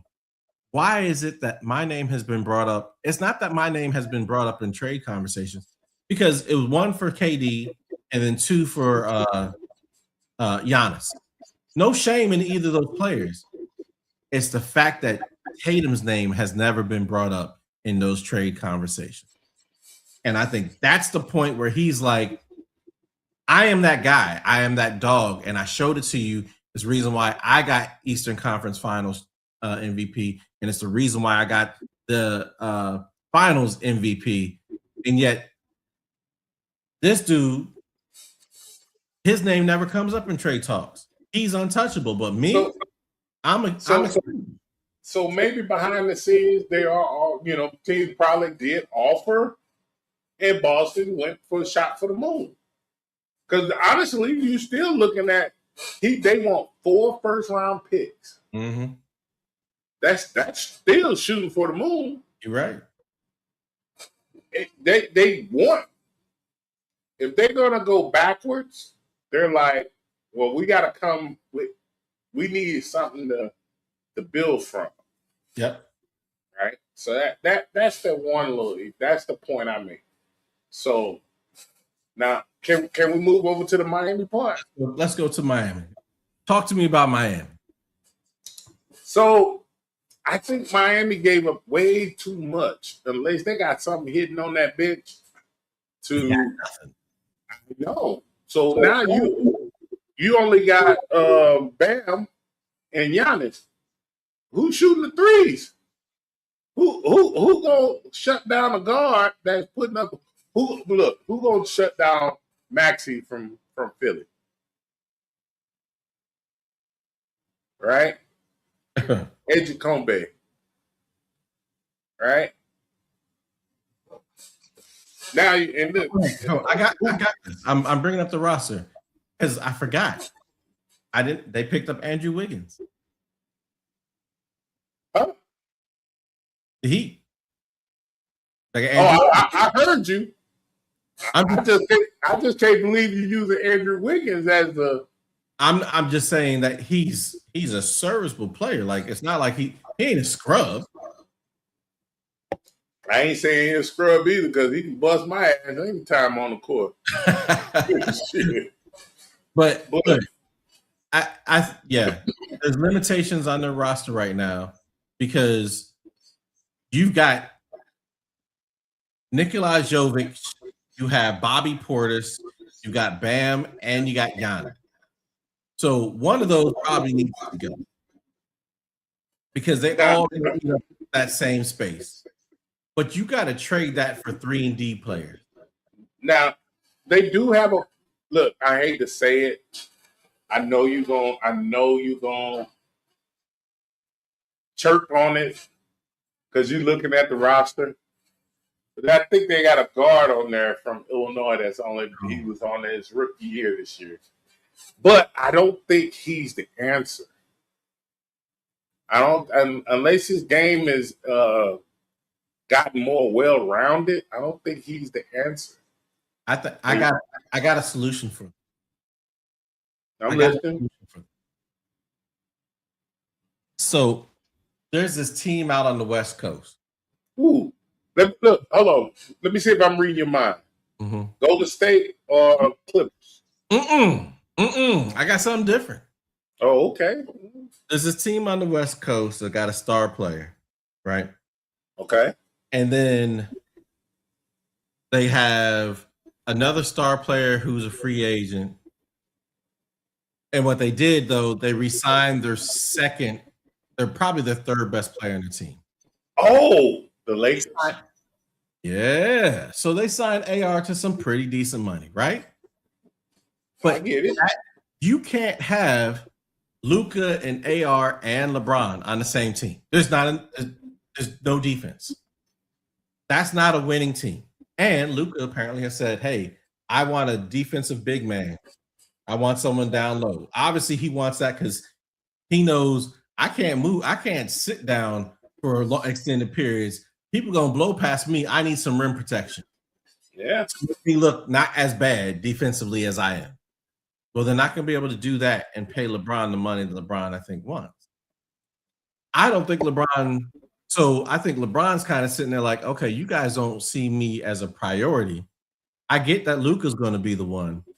But y'all re-signed AR when – let's think about down the stretch after Luka was hurt and into the playoffs, who carried this team? I did. Now, in terms of who's more valuable – AR is because of how many years has left, right? LeBron got 1, maybe 2 years left. But so I'm not feeling like I can win a chip in LA, and I'm not feeling very valued by LA. So what places could I go to? Everyone keeps wanting me to finish out my career in Cleveland. I've already been in Cleveland twice. I brought a chip back to Cleveland. I ain't got nothing to go back there for. Like, my family don't live there anymore. My friends don't live there anymore. So why I need to go there? If I go someplace else, people are going to be like, oh, he ring chasing. He chasing a chip. But I did play at this one place in Miami. The first time and the second time I was at Cleveland. Where he learned how to win a championship. Where I learned how to win a chip. I'm comfortable with the coach. I'm comfortable with the president. I'm comfortable with the owner. I love Miami. I play golf now. Hey, I love Miami. And how about this? Maybe me and my son. Maybe Miami would trade and have my son go to Miami, and that would allow him more playing time. So he can develop as a backup point guard and someone who can shoot the rock. Because with me and Bam and Giannis, there should be a whole bunch of wide open shots just sitting out there waiting to be had. I don't know. I'm just saying. I agree with you. He can truly become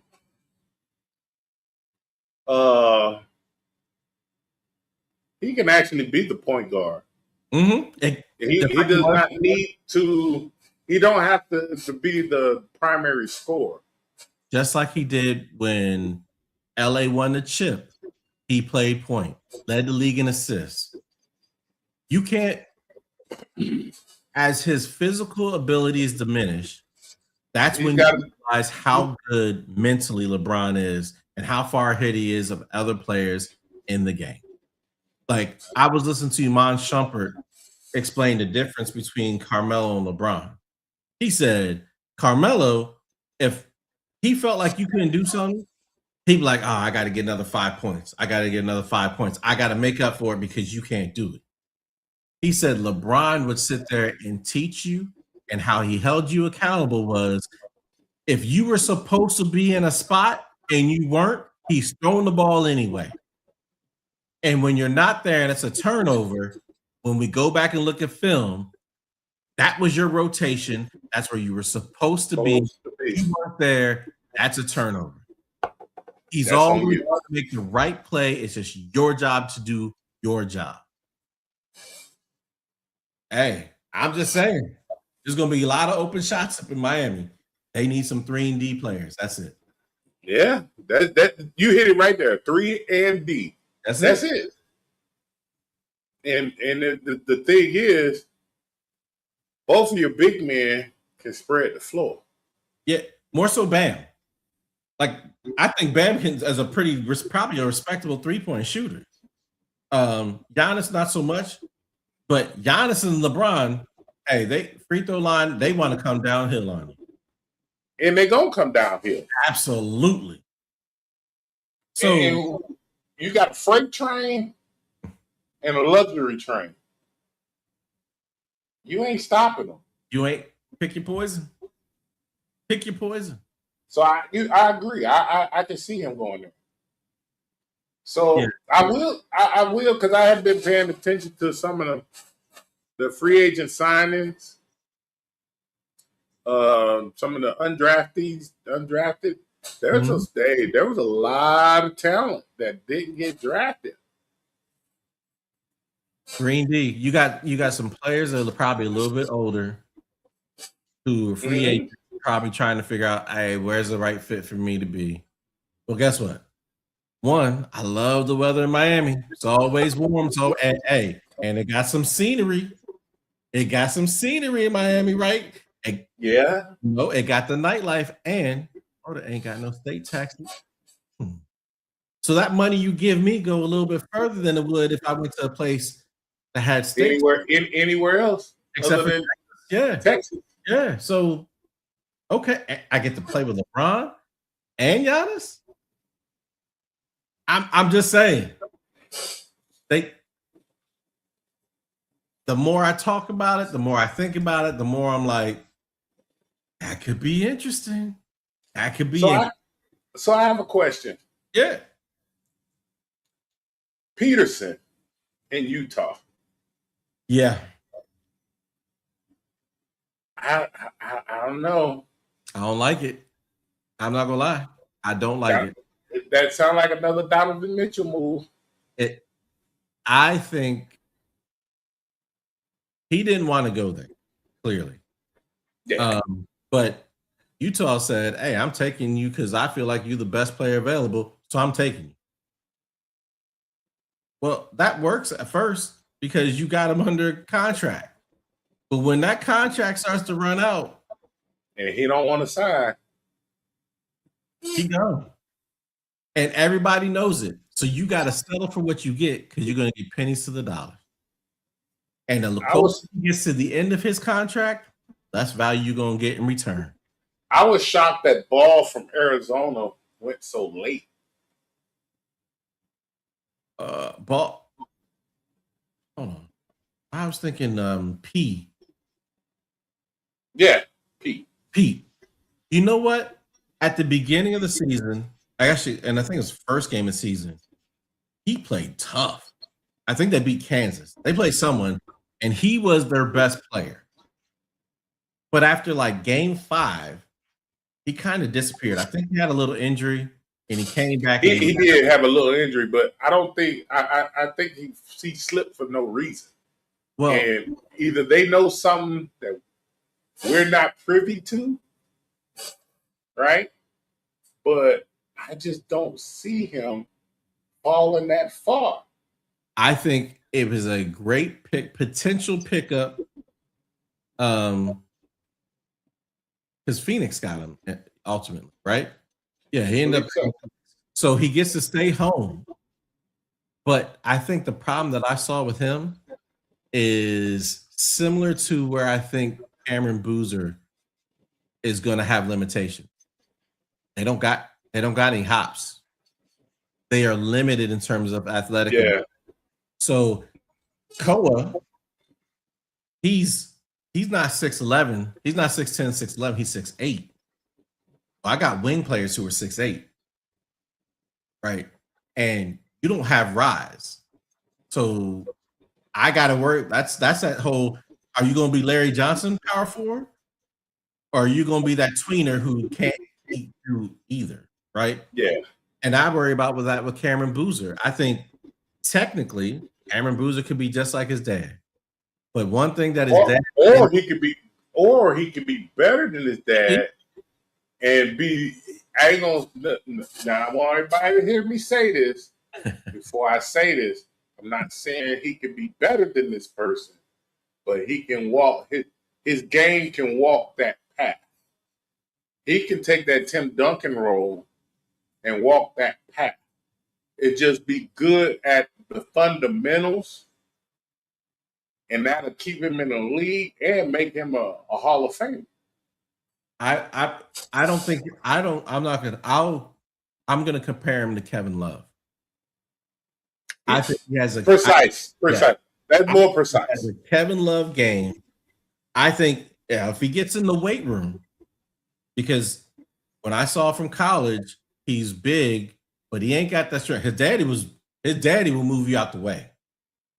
If he gets in the weight room and develops that strength, because right now I think his game mirrors Kevin Love's. If he gets that strength, we'll see. But I feel like I see Kevin Love in him. Okay. Now, God, where's the guy from? So, what do you think about? Because I'm gonna give my opinion, but I'm gonna ask you first. Okay. LaMelo Ball being traded to the Timberwolves. Ooh, I did not see that coming. I think from the outside looking in, it's going to be great theater. You have a backcourt of a legit point guard, but can go get buckets when he wants to, and a shooting guard who is getting better and better every single year. My concern is what they gave up, because now I'm worried about the roster construction around two guards. When's the last time you've seen? Oh man, look, I'm glad you said that. Come on. Hey, you know what? I was reading you. Go ahead. Come on. You got it. All right. So the roster makeup. I'm gonna show you this. They did something else that was very key this week, right? And this was an insurance policy for Mr. Bennett. Mr. Edwards. I keep calling him Bennett. Sorry. Right? They signed Io to a max contract. Yeah. Yep. And what college did he come from? I don't know. Okay. I got no idea. But anyway, idea where Illinois, baby. Yeah, Illinois, baby. So here's the thing, right? Io left. They traded him from the Bulls. I thought that was a good thing for him because he wasn't getting no playing time. Yep. And then when he did, he was always getting the points. He goes to Minnesota. Anthony Edwards, Ant-Man gets hurt. Yep. He steps in and covers those points. Right? He's not a natural point guard, so that's why you go get LaMelo Ball. Yep. But he can score. He's a scorer, and he'll play defense. Fill it up.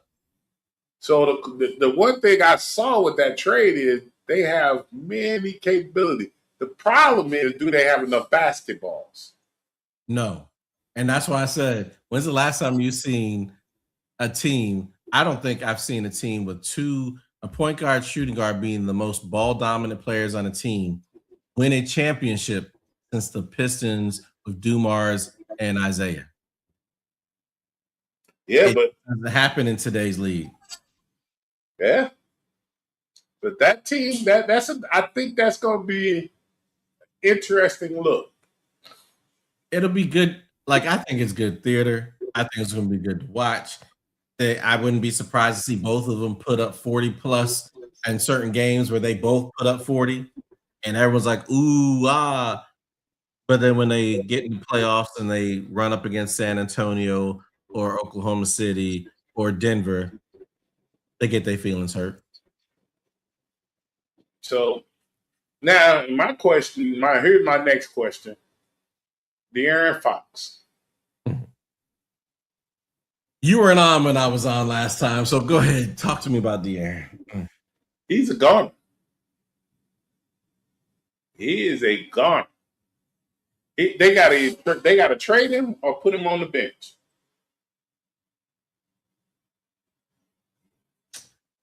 Man, here he was supposed to be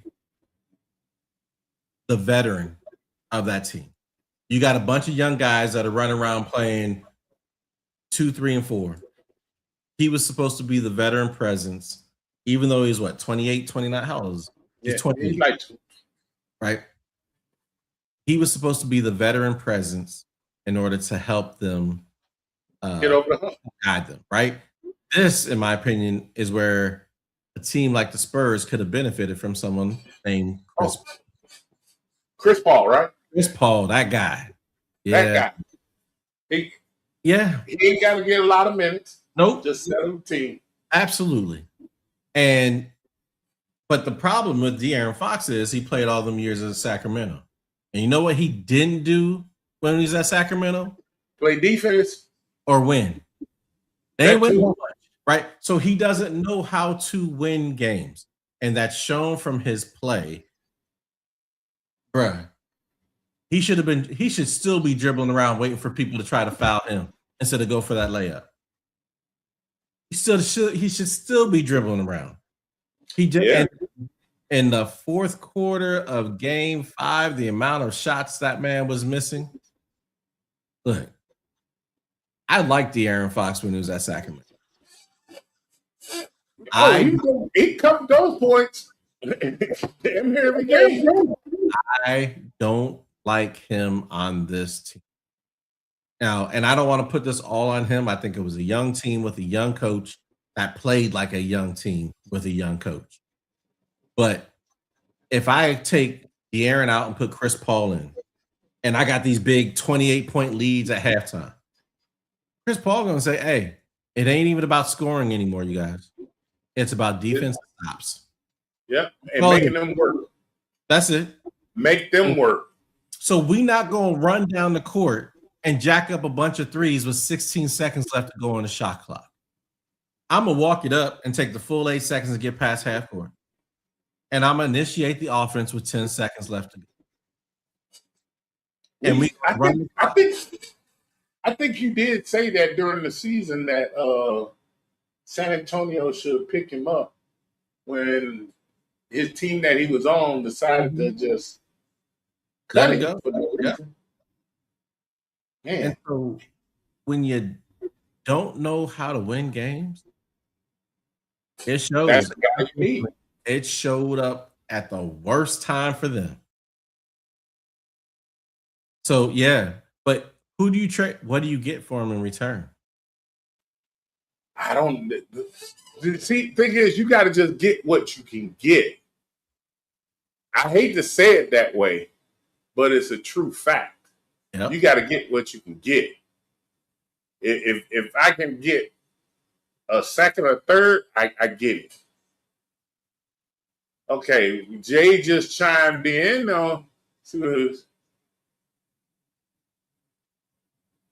Well, we just discussed that. No, we say he need to leave that team. So, but I think here's the thing though. They do need a true veteran presence. Harrison Barnes was on the bench, never did get no minutes. None. Right? They need a veteran. Yeah. And that veteran, like think about it. They've been showing the 2016 Cavaliers a lot lately, right? Because they're showing their 10-year reunion from winning their chip. And you look at like Richard Jefferson, who was a vet at that time, and he's only going to play 10, 12 minutes a game, but he knew it and he knew the role, right? They had vets on their team that knew their roles, knew what was expected and knew how to win games. But they played. It wasn't just sitting on the bench. They actually had to play. Harrison Barnes is the third leading, he has a third highest salary on Sacramento. I can't remember the last time I've seen him on the court.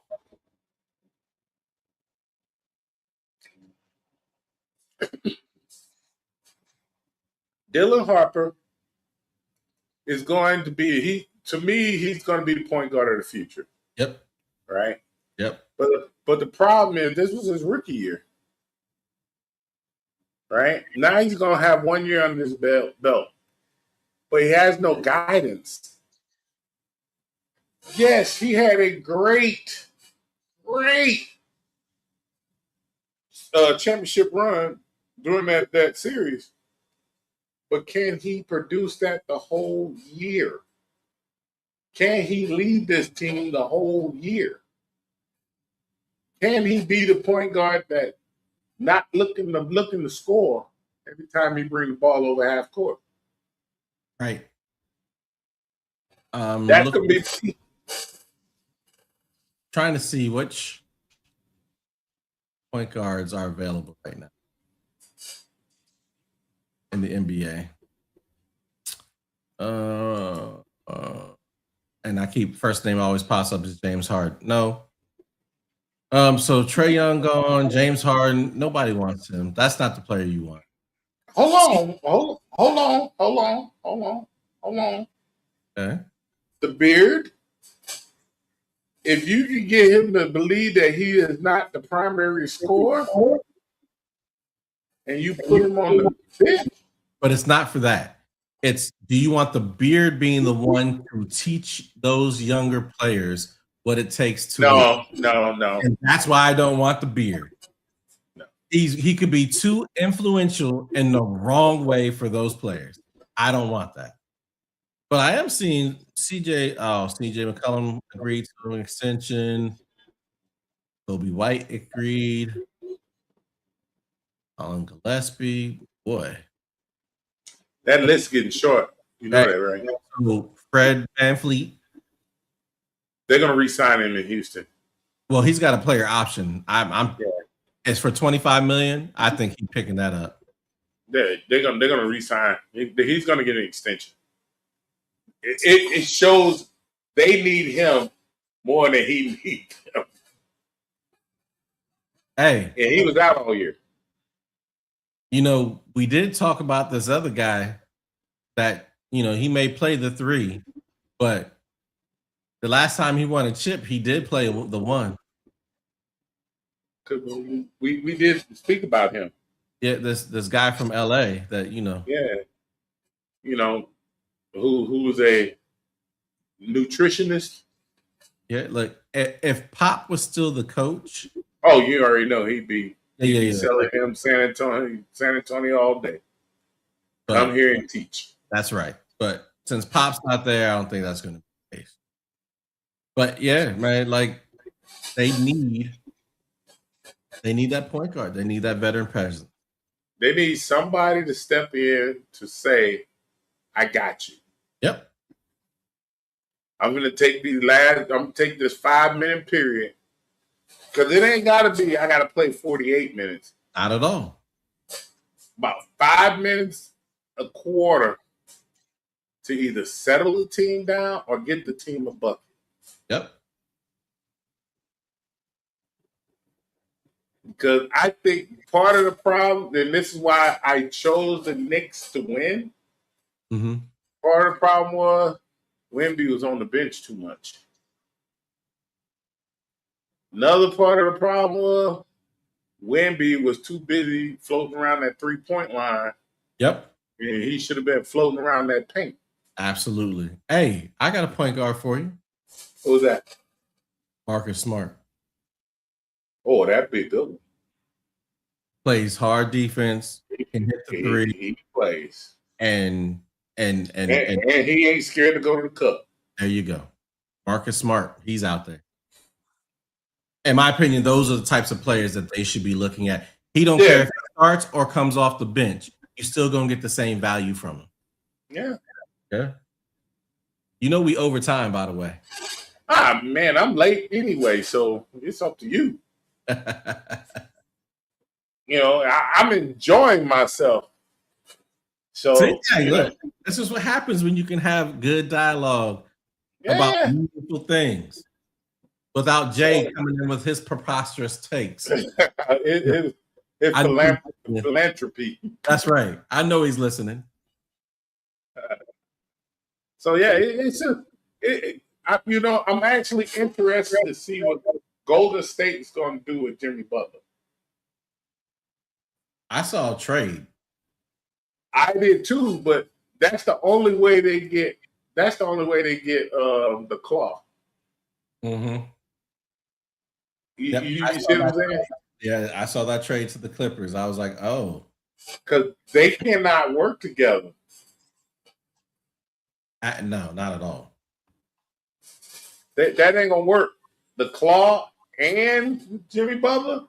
Look, hey, if they thought that Jimmy Butler calling out the whole T-Wolves team and then taking the second squad and beating the first squad in practice was bad, let the Claw and Jimmy Butler go back and forth.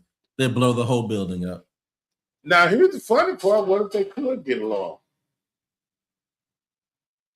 That's an ugly thing. Yeah, but I think the games are too similar. Like, I feel like they like the same spots on the court. But that's what makes it beautiful. Sometimes you would need a coach who was he got to be high strong. Yeah, right. Because you're gonna have to deal with those personalities, and you have to be smart enough to help them both get to their spots, knowing though they like the same spots. But how do you stop it? And then you still got that guy named Steph who can shoot from anywhere in the building. Mm-hmm. Dude, that could be an ugly sight. I just don't think they got the money for it. I don't think so either. You know? And, just like back to the Van Vliet part. Yeah. Right? We already know he's not leaving Houston. Ah. And what did Houston need? Point guard. We need a point guard to initiate. And he's coming back. Yep. Houston gonna be Houston. We have a problem. Yep. Because they're gonna kill some teams. I think so too. We already talked about Jaylen Brown too. Look, he trying to chime in and stuff we already discussed on the show. Yeah, he late. Yep. If he picked his internet connection, he would have known that. So, but hey, the NBA is going on right now. I mean, the off season, we just had the draft. Yep. Oh, aren't you a Laker fan? I'm a LeBron fan. Okay. So there's a kid that was drafted. No, not drafted, signed. And I think he should have got drafted. The Lakers actually signed him. Avila. Right? St. Louis. I think he was All-American this year. Yeah, thanks, Jay. The only thing they say his problem is he's not as athletic, but the guy averaged 12, 7, and 5 at 6'10", 240, and shot the three at 38%. That's not bad. Yeah, he is built like Joker. Oh, he's that type dude. Yeah.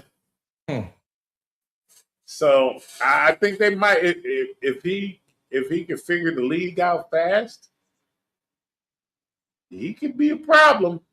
Maybe they move him to the G League for a year so he can develop.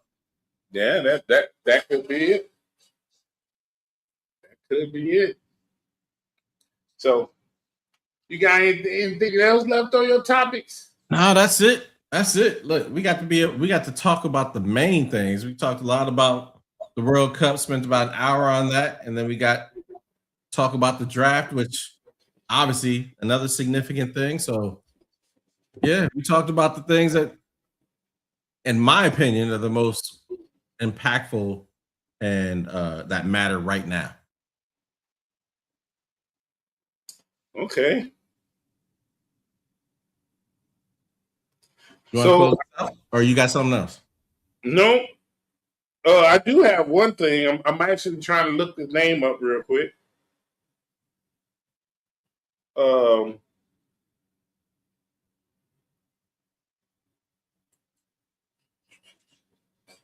Linda Cohen, congratulations on her retirement from ESPN.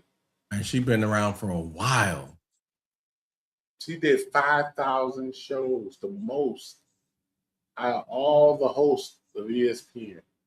Wow. So congratulations. Yeah, no doubt. That's crazy. She's been around a long time. And I don't know, earlier in the show, I was driving. We was having some technical difficulties. So if you didn't hear what I was saying, I said one of the key things that happened that never happened in sports before was father-son winning a championship at the same time. The Brunsons. Yeah, we heard. Yeah, because Jay made a comment about father being like the baggage carrier or something like that. No, I know he's assistant coach, and you could tell his dad a basketball coach, like he a coach for real. He was there before he got there, right? So yeah, he's a coach. Yeah. So in closing, I want to thank everybody for tuning in to the Long Distance Playbook. I hope y'all have a blessed day. It is 11:45 over here in Germany. It's hot as hell. Be blessed. If you are a veteran and you own a business and you would like to advertise your business on our show, please send us an email at thelongdistanceplaybook@gmail.com. Normally that will be popping up with my boy, with our other co-host, because he's on the sidelines taking care of business. I hope everybody enjoy. There it is. I got you. Enjoy the weekend, watching World Cup, root for your team, not somebody else's team, right? and I will say this. Thank you, Jeff. You don't even know why I'm thanking you. Nope, I don't. We had a conversation in the chat some weeks ago about some World Cup games. You started me on my run. Hey, I'm glad I can help you make some money. But you hurt me today. You broke my heart. Why? I didn't even say anything today. Yes, you did.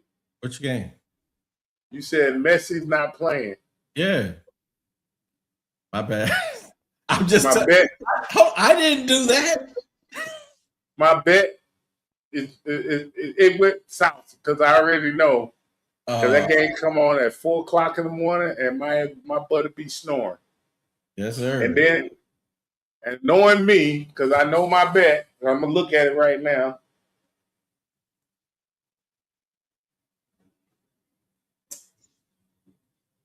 They need to beat Jordan by 2 goals. Oh, look, you'll still get that. Yeah, you'll still get that. With Lautaro Martinez. Yeah, you got that. Mm-hmm. Okay. Oh yeah. Yeah. So be blessed, stay blessed, and we'll see y'all next Saturday. Back to our original time. And guess what? We'll be in July. Yep. That means we're getting closer. We're getting ready for the weekly picks. Mm-hmm. College football, which I'm the reigning champion. That's right. Yeah. Ladies and gentlemen, don't let them fool you. You know who had the highest percentage? You might have the highest percentage, but I'm the champ. I give Y'all you be blessed, and we'll see you next Saturday right here on Long Distance Playbook.